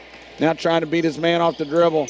Little pitch to Blake Sharp, who drives it right back at him. Trevor Fields in the corner for three. Good. Good with the Niels Recycling three-point. Good little two-man game in the corner over there. Trevor Fields. Red Bowling Springs breaks the press. Marsh inside. They're going to get London for a hold. Marsh had position on Tyler. Tyler trying to go around it. It's going to be his second, team's fourth of the half. Going to see some subs in for the Hornets. Wyatt Fields is going to replace Tanner Moss. Caleb Brown is going to replace Trevor Fields. And Will Pemberton actually not up yet. I thought he was coming in as well, but not. Corner three off the inbounds, no good. It was a wide open look. Tyler London gets the board. And here he comes. Blake Sharp, right side, DeVore, right corner. Back to Tyler London, ball fake, actually a pass fake, and now does get it to Caleb Brown on the left side. Coach Brogman asking for patience. Brown off the dribble, kicks it to Wyatt Fields. Corner, Blake Sharp, three, too hard. Rebound to Powell. Like the look there. Blake just a little too hard with the shot. Red Bull and Springs trying to score in transition. 3 from the top of the key. Powell, no good. Offensive rebound up, drawing the foul. And that'll be number 23, Mason Hicks. I believe that foul underneath on Wyfield's going up for the block. It's his second, the team's 5th. Now, no fouls against the Bulldogs right now, Coach. 5 against the Hornets. We'll see if that plays into anything as the game wears on. Free throw is good. He'll get another 39-27. You score 2.5 to go. Third quarter. Second one is up, and it's good. 11-point game. Sub at the table, and now it's Will Pemberton. I was just a little ahead of myself. He replaces Blake Sharp. You're like Kreskin or Notre Dame or something. You're always ahead of it. Oh, we're going to see Trevor Fields as well. Notre Dame. That's it, yeah. I'm like Lou Holtz. Up predictions. I love it. Trevor Fields now dribbling against this man-to-man pressure. Actually, it'll extend to 2-3, I believe. Kick out London, left side, 3, good. Tyler London, good for the Neils. Recycling three-pointer. We'll see a timeout from Coach Brotman. Stocktoni, this third quarter hasn't felt all that great. Yet the score 42-28, the Hornets actually have extended the lead by 3. We mentioned the third quarter woes from the Hornets this year. Right now, we're seeing a couple threes go. A really nice little give and go on that play right there. The Hornets, as you mentioned, extending this lead to 42-28 with 2:12 to go in this third quarter. This will be the second time Coach Brotman has called a timeout after a made basket, 2:12 to go, as you mentioned. Interesting if the same strategy applies. It looks like he is going to go diamond press. He's up 14. Maybe he's looking for, I hate to call it the death blow, but you know what I'm saying. He's looking to keep this pressure definitely on the whole time. Keep the foot on the gas. He wants the submission is what he wants. There Instead, he gets out. the foul. Yes, he wants the tap out. It's going to be the 16th foul on the Hornets, so as Will Pemberton picks one up in the backcourt in this diamond press. Now you have the opposite of this, though, coming into play with 16 fouls. While the Bulldogs have yet to draw one, you got to be careful if you give up free throws. That's one way that people get back in a ball game. Tyler London with a great play, recovering off the press. He gets the steal. Tyler almost had the steal up here at half court. Got all the way back into the lane to make that steal. Nice work by Tyler London. Trevor Fields off the bounce in the paint, jump stop, throws it to Maggie O'Leary, who unfortunately was not paying any attention. Nor was Shauna, who's right behind her. I think you're going to have to give them some laps in, Coach. Well, Maggie not yet, right? Yeah, Maggie can do a few laps right now. She's getting healthier by the day. Red Bull and Springs with the basketball, trapped in the corner in the front court, but they get it to Marsh. Puts it on the floor, and Caleb Brown does a nice job of reaching in and knocking it loose, but he'll get nabbed for the foul. That's going to put Marsh on the line for 1-and-1. It was the second reach that got him. The first time the big man put it on the floor, Caleb did the right thing and dug that one out, but he just couldn't come up with it cleanly. Boston DeVore is going to come into the game to replace Will Pemberton. Braxton Davis also going to come into the game to replace Tyler London, I believe. Excuse me, no. London is being replaced by DeVore. Davis is going to replace Brown. Pemberton will stay in the game. We have Whitefields, Will Pemberton, Boston DeVore, Braxton Davis, and Trevor Fields. Free throw is up, bounces around, and goes in. Now you mentioned the foul discrepancy here. It's pretty apparent, 7-0. If the Hornets continue fouling, giving the Bulldogs a chance to score on the line. Can be a problem. Miss on the second one. Rebounded nicely by Braxton Davis. Chased it down. Will Pemberton tries to drive it baseline. He's stuck down there. He's in trouble. Somebody needs to go bail him out, and Trevor Fields does. Ball screen up top from Fields, and now a steal from Red Bull. And length of the floor, pull up, bounces it home off the iron, and all of a sudden 42-31 you score as we head towards the 1 minute mark. Whitefields out front with the screen. And stolen again. Headman pass to a breakaway, ball fake, up and in. Red Bull and Springs has cut it to 9. What they've done right now is they've sent a chaser to take Trevor Fields out of it, make other people handle the basketball. It's been effective. Up top, Trevor Fields, 40 seconds to go. Also 9-point Braxton game. Davis out here too. It's man-to-man. breaking the count, getting inside, layup, good. Trevor Fields doing it on his own there. Nice veteran move by Trevor Fields. That's what you want from your point guard. 11-point game. Red Bull and Springs has it across. 24 seconds left in the quarter. 3-ball, no good. Braxton Davis, another gutsy rebound, but he throws it to Marsh underneath, who lays it in. Just couldn't get it outletted right there. He's trapped in the corner by some bigger guys. 10 seconds to go in the quarter. 9-point game. Fields with the basketball. 6-5 drives. Going to call a blocking foul. It's going to be underneath. It's going to be 3.8 seconds to go. That'll be the first foul of the half from the Bulldogs. And as you mentioned, the Hornets will inbound underneath. 3.8 to go. Inbounds play. Enters DeVore. 3, right corner. Big shot if it goes. Bounces out. And so at the end of 3, Metcalfe County in good position. They lead it by 9, 44-35 over Red Bull and Springs. We'll come back with an exciting fourth quarter. Hornets in position for a W. They got to finish it off. We'll find out if they can after this 30-second break. You're listening to your home for Hornet Sports and the KY Sports Guys. 99.1 The Hoss. Hi, this is Jamie Wimsatt from Metcalfe Drug. We believe that being a good neighbor pharmacy is more than just a catchy name. We take it to heart. That's why we're pleased to announce that for children between the ages of 2 and 12, we offer a free 30-day supply of kids' vitamins every month. These vitamins are important to your child's health, and we like to see healthy kids. So come see us, and we'll get you started today. As your good neighbor pharmacy, we're here to help you at Metcalfe Drug. That's what we do. Won't you be my neighbor? 99.1 Sports. Welcome back to an excited Metcalfe County High School gym. 3 in the books. Hornets up 44-35 over the visiting Bulldogs of Red Bull and Springs. Got these third quarter scoring brought to you by Ricky Brooks. He's a proud sponsor of Metcalfe County Sports. Through 3 quarters, Tyler London leads 17 points. Boston DeVore with 9. 5 each from Trevor Fields and Braxton Davis. We'll get the rest of those in a moment as action is continuing now. Trevor Fields off the bounce. Pulls up. He's in trouble on the right side. DeVore makes a nice play to get to him. Fields thought about lining up at 3. Instead, Tyler London, top of the key. Tyler London gets it to Trevor Fields. He thought about that one, too, from the volleyball line. Would have been about a 27-footer by my unbelievably accurate count. Up top and a reach-in foul. It's going to be the second team foul on Red Bull and Springs. About 45 seconds into this, about 30 seconds into this fourth quarter. Trevor Fields will inbound right by the Hornet bench. Trevor Fields has the ball back, left side, 7:23 and counting, fourth quarter, 9-point lead. Man-to-man from Red Bull and Springs, and Fields blowing by on a regular basis. It's not a good matchup for the Bulldogs. It is for our Hornets, though. Murphy out front just applying a lot of body right now, and finally got called from the official. And he's going to come out. Number 30, Dylan Gross will replace him. The Red Bull and defender, he's like, yeah, coach, you told me to, get right up on him, and he's just blowing right by me. DeVore on the inbounds.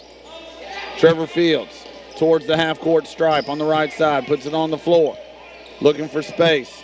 London drives at baseline, goes in, draws the foul, he'll shoot 2. Nice take by Tyler London, showing no worry whatsoever taking down the big man. He's going to be fouled actually by Powell. He's going to go to the line for 2 Jitter Beans Coffee free throws. Try to extend this lead back to double digits. 7:08 to go. Tyler London. Good. Tyler London's had himself a whale of a game so far. Looking to make, I believe, his 20th point here. Extend this Hornet lead. Second one. Bounces out. 10-point lead. Red Bull and Springs with the ball. In transition, down the right side. Now top of the key. Powell lets it fly from 3. No good. Short. But the rebound fought for and claimed. Up and in layup is good, and that's Hunter Kirk for Red Bull and Springs. I actually saw London and Ford both battling for that ball and knocked it from each other. Good hustle, but it turned out against the Hornets there. Moss drives, kick out, nice play. Tyler London lines it up, 3, good. Great drive and dish from Tanner Moss to Tyler London for the Needles Recycling 3-point goal. Yeah, Tanner Moss made that happen, and Tyler London spaced up properly to get that open look. Marsh inside, bounces off at his hands, and out of bounds, and so turnover. See the intensity staying ratcheted up, excitement in the air. You know, Red Bull and Springs, they're hanging around, but they've never really got it into danger zone area. Every time Metcalfe County's answered. Moss with the basketball, left wing. 6 minutes, 10 seconds to go. London, top of the key. He's being pressured and bumped by Powell, who again may have taken the instructions of his coach a little overboard. Well, you're getting to the point, though, now that you know that Red Bull and may have to start fouling, so they don't want to get down there with no fouls either. So at one point it was 7-0, now it's 7-5, so 5 consecutive against Red Bull and Springs as they try to ratchet up the pressure. Trevor Fields going to get the hand check again. That's going to be the 6th foul on Red Bull and Springs. That was Dylan Gross who came in to replace Murphy earlier. He was called, Murphy, and it's going to be the 16th foul for the Bulldogs. They're in a tough spot. They're down 11. Time's running out. We're under 6 minutes to go. They're trying to make the game go a little faster and get it out of Trevor's hands, but they're struggling to do it. London now on the right side. Moss on the left side. Moss holding the basketball. Plenty of space. He's guarded by Marsh. Marsh not going to come out and guard Tanner. So really the ball right there is where you want it. Moss again with no count on now Tyler London. Trevor Fields up top. Now a double team comes. Fields drives past it. Moss, short corner shot from about 17, no good. Red Bull and Springs with the rebound. And man, that kid's fast. He's off to the races, but he misses it. Marsh up and in. Yeah, that guy got out in front of her like Hunter Kirk, but wow, almost too fast for his own good. The missile, man, he was going quickly. Trevor Fields across half. Tyler London has it. 48-39 your score. 5 minutes to go here in the basketball game. Hornets with a precarious 9-point advantage. Moss guarded by Marsh. London now top of the key. Powell guarding him. Kick out. Moss behind the three-point line. Now drives it. Kicks it to Austin Ford. London has the three. Dials it up. Good left wing. Tyler London with another Needles Recycling 3-point goal. Great ball move from the Hornets. Excellent patience. That was a great possession. Got the clock down to 4.5. Nailed the three. Couldn't have went any better there. We're seeing some confidence from these Hornets tonight. It's really showing in this fourth quarter. Powell inside to Marsh. Lays it up. Misses it somehow, and Ford comes down with the rebound. Also, Ford goes up against the big man, brings down the ball. Again, that was a chippy, though. That's where Marsh has got to finish if Red Bull and Springs is going to get back in it. As it is, the lead 12, 51-39. Your Hornets in the lead. Moss drives it, reaching foul on Powell, and Moss will shoot one in the bonus. Yeah, he'll go to the line for one in the bonus of those Jitter Beans Coffee free throws. Let's see a sub coming in for Red Bull and Springs. That's number 12, Kendall Thompson. I'd like to see Tanner Moss step up here and drain these two, especially this first one. Always a big one and then one in the bonus. Tanner Moss spins it, shoots it, no good. Rebound comes down to Dylan Gross, rather. I'm going to call him Dylan Glass, too, now. Three letters of the same. There you go. Inside, kick out, travel on the catch. Hunter Kirk turns it over. It'll be Metcalfe County basketball. Give you a quick update in the Kentucky game. So if you don't want to know, turn away from your radio for a second. Florida 46, Kentucky 44, 9:21 to go in the second half. Right here, under 4 minutes to go, 3:50 and counting. Trevor Fields has it in the backcourt, needs to get it across.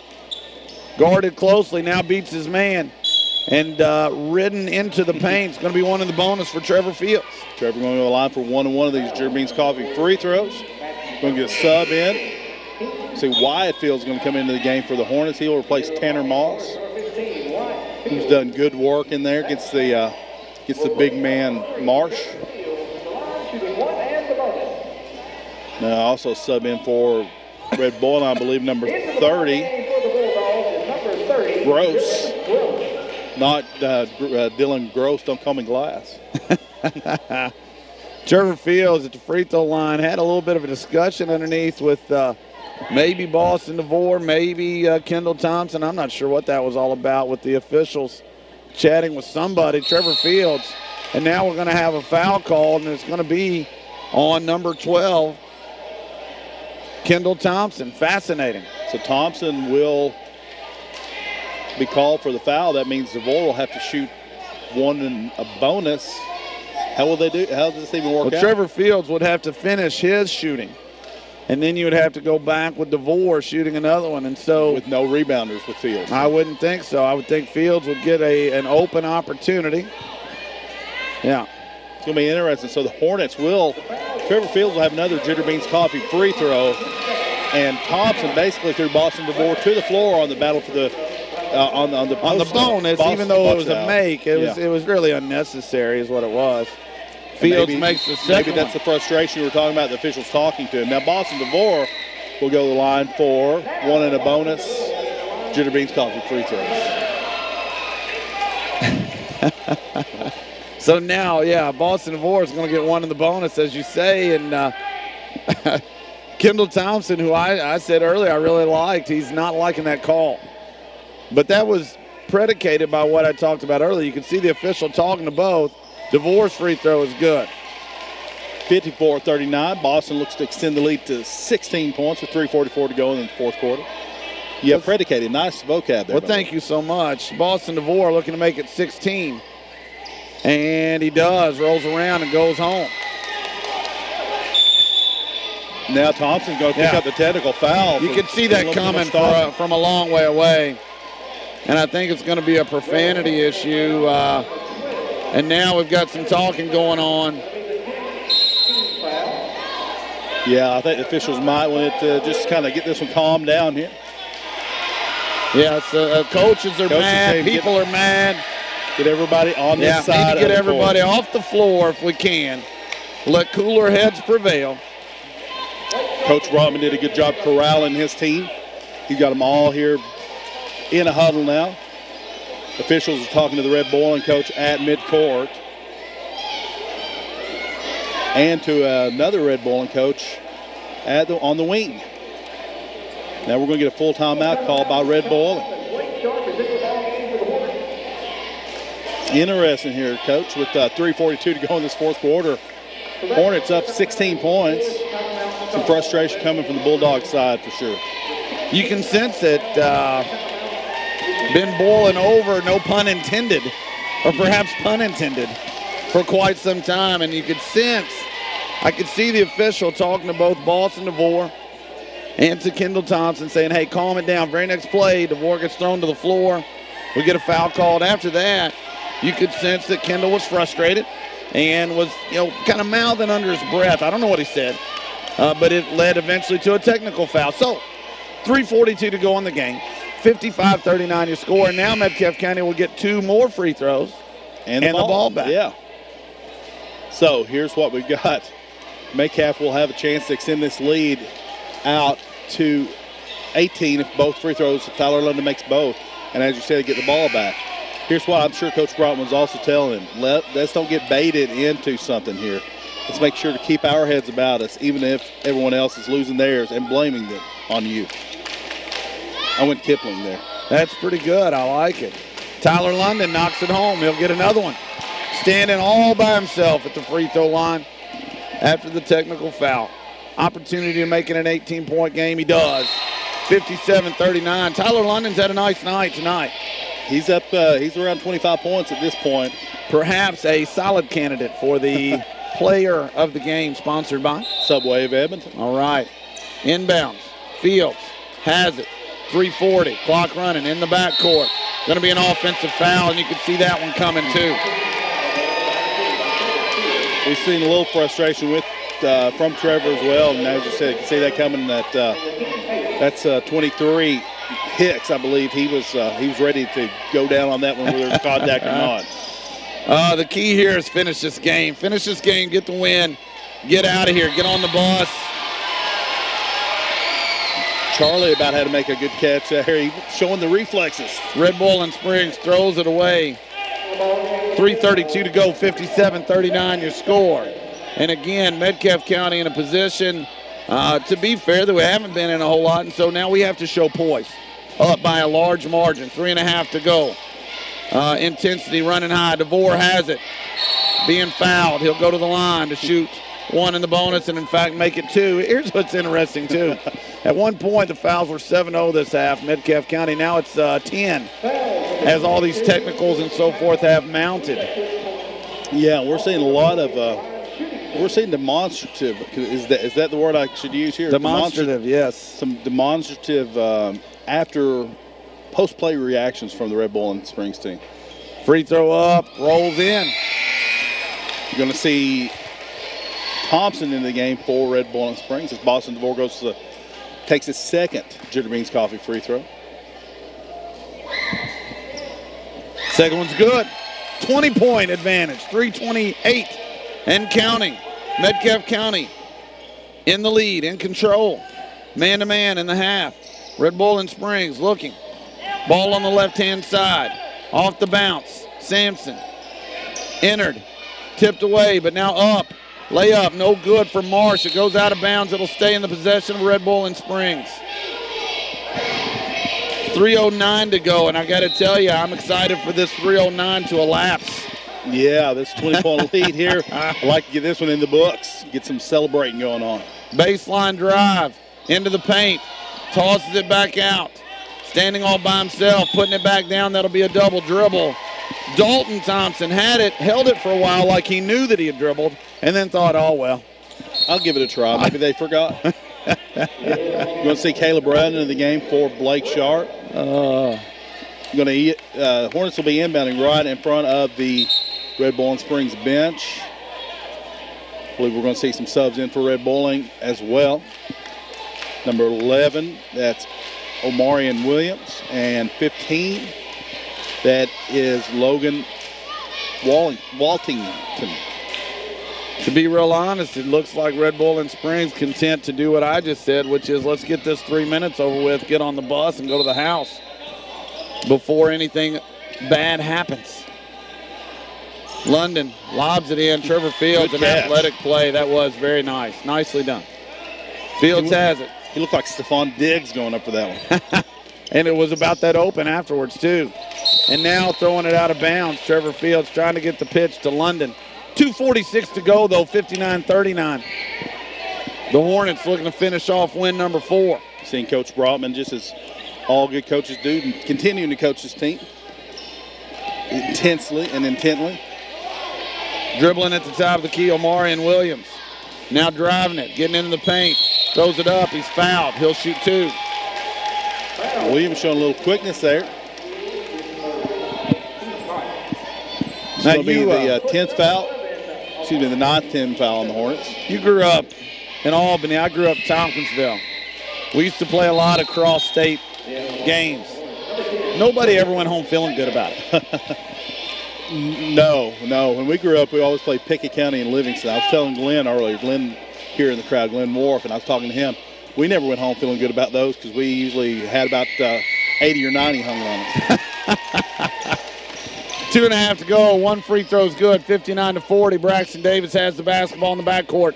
Excellent ball fake, and he gets it across with relative ease. Finds DeVore in the left short corner. He dribbles it out wisely. Now Trevor Fields, and they'll run some clock. 2:20 to go in the basketball game. Fields drives in, gets the foul called on the reach. That's Dylan Gross. So Trevor Fields goes to the line for 2 now for those Jitter Beans Coffee free throws. Hornets are going to pull everybody off of the lane. Trevor Fields, to a hushed audience, knocks it home. You're waiting. I think everybody in the crowd is kind of like you, waiting for this 2 minutes, 17 seconds to elapse so there can be some celebrating going on. Yeah, and what a great crowd it is, and they've stuck it out, man. I don't think anybody's went home. 61-40, your score. The home crowd about to see the Hornets victorious. 3 from the top of the key. Hard off the rim. Battle for the rebound. Red Bull and Springs comes up with it. Kick out. We're heading towards the 2-minute mark. Red Bull and Springs still has it. Kicking a driving a kick, rather. Williams now top of the key. Right wing, Sampson, 3. No good. Battle for the rebound. Going to call a foul on Boston DeVore. Red Bull and Springs is going to shoot a couple free throws. Looks like Boston was sort of sandwiching between two Red Bull and Springs rebounders. He's going to draw the foul. Excuse me, he's going to be saddled with the foul. Well done, yes, well done, sir. Minute 50 to go, 61-40. Metcalfe County in the lead. Red Bull and Springs will shoot 2. Dalton Thompson on the free throw line, puts it up. Nothing but the bottom of the net.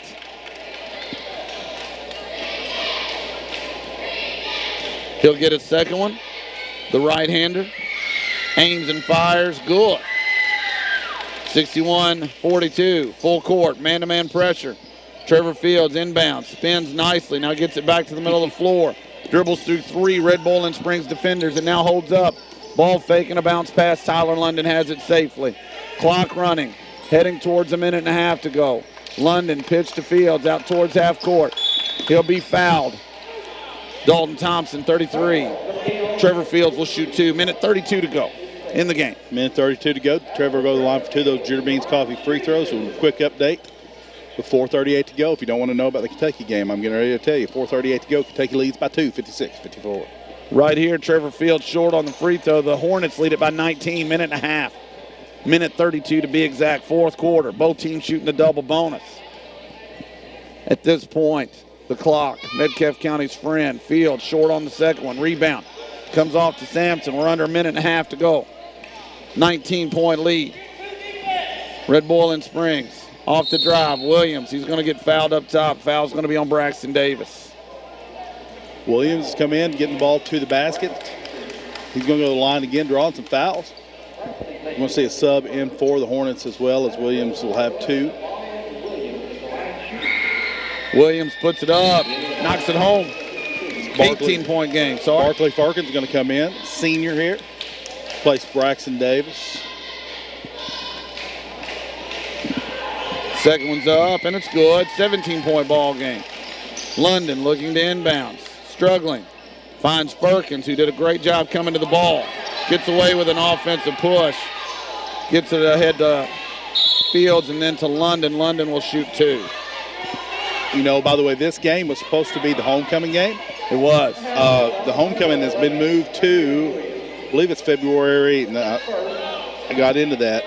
I believe it's February 3rd. Is that correct? I think we're going to do it against Caverna. Oh, okay. Well, that's the second Friday night? That's the second. I apologize. It's the second then. February 2nd against Caverna. London, free throw. Good. 62-44, minute 15 to go. Stay with us when this one is over. We will celebrate, hopefully, a Hornet victory. I'm feeling good about it. I'm feeling pretty good. I believe we can cash in the chips. On the post-game show, lots to cover. Second free throw good, 63-44. You'd say a technical foul call on the bench for Red Bull.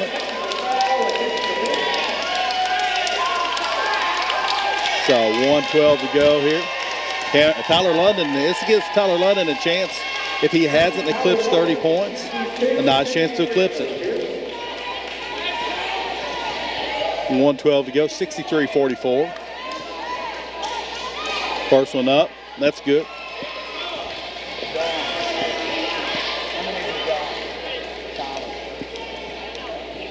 Second one now coming. That's good as well. We're trying to find out exactly how many Tyler has at this very point. I think we're going to get them counted up here. The Hornets will inbound at half court.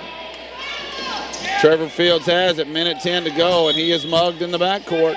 Easy now. I believe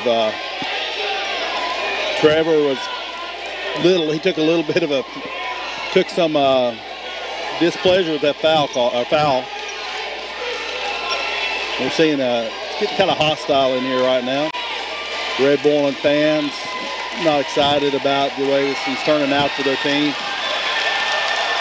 And the Metcalfe fans are excited about how it is. Now we've got a fan on the floor. I believe we have a fan on the floor here for Red Bull, and looks like he's gonna escort himself out, or at least through the door. Yeah, we have some not very happy people here right now. Well, I tell you, we have quite a few happy ones too here as well. Watching the Hornets win a game, we're not going to let this sully the night. No, No, I think the people on the Hornet side are pumped, and they should be. The students excited. The Hornets have played a fine basketball game tonight, and the ending is not going to deter our celebration of the boys' effort. Not at all. So we're going to see Trevor Fields looks like go to the line for 2 Ginger Beans Coffee free throws. And it looks like we're going to bring the participants down, so it won't be a technical. We have double technicals. We have one on Trevor Fields, one on Dalton Thompson. Those offset for you football fans. And now we'll just shoot the 2 shots. Trevor Fields will shoot them. 1 minute and 9 seconds to go in the ball game. 65-44. Fields puts the first one up. It rattles around and goes in.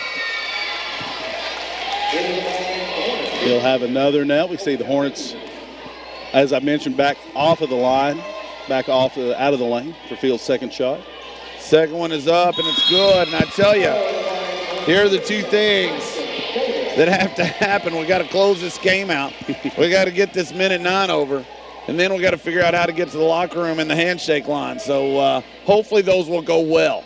Braxton Davis has entered the game for Trevor Fields. Minute to go in the basketball game right now. Under a minute. Red Bull in Springs with the basketball, looking to drive. Sampson has it stripped by Brown. Caleb Brown comes up with it, dribbling down the floor.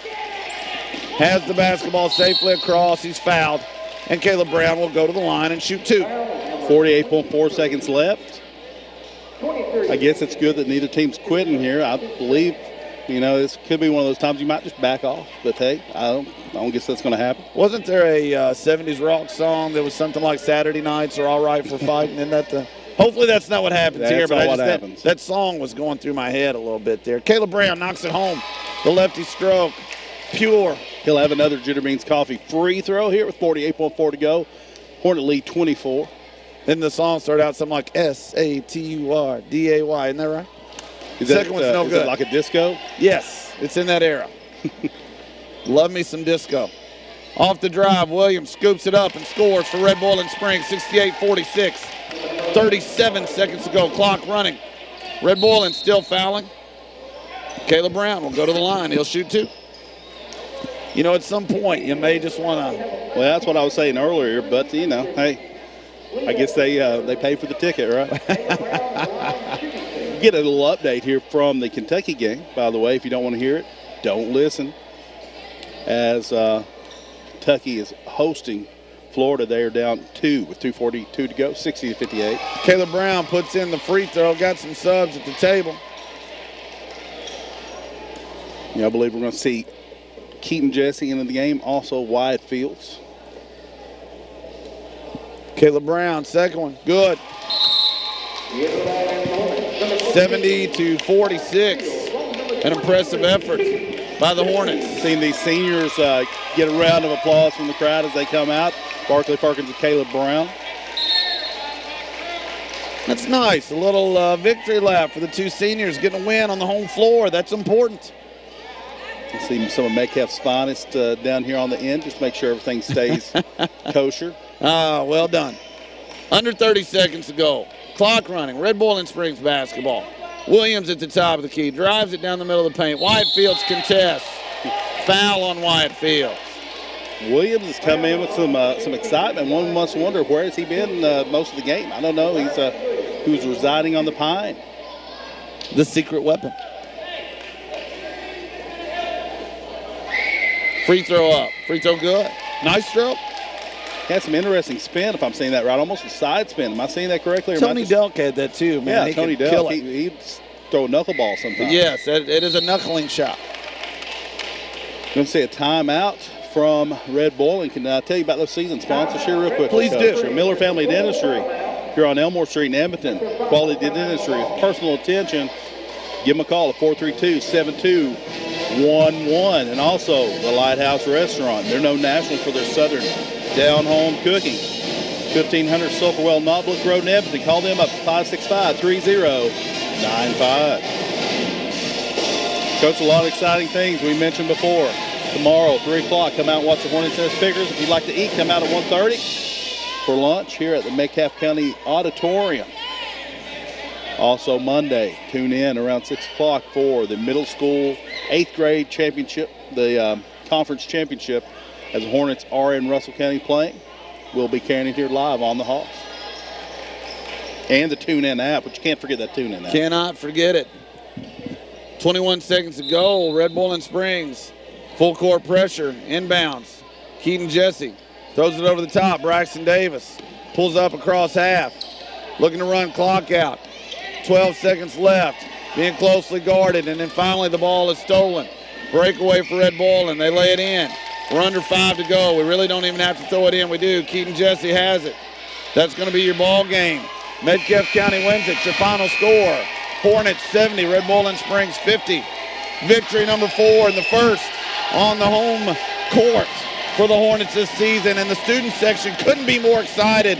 The home fans stand and cheer. Good to see this kind of positive energy here in Metcalfe County schools. The handshake lines seem to be going well. And so we'll take it back to the studio for 90 seconds when we come back a victorious post-game show. You're listening to your home for Hornets.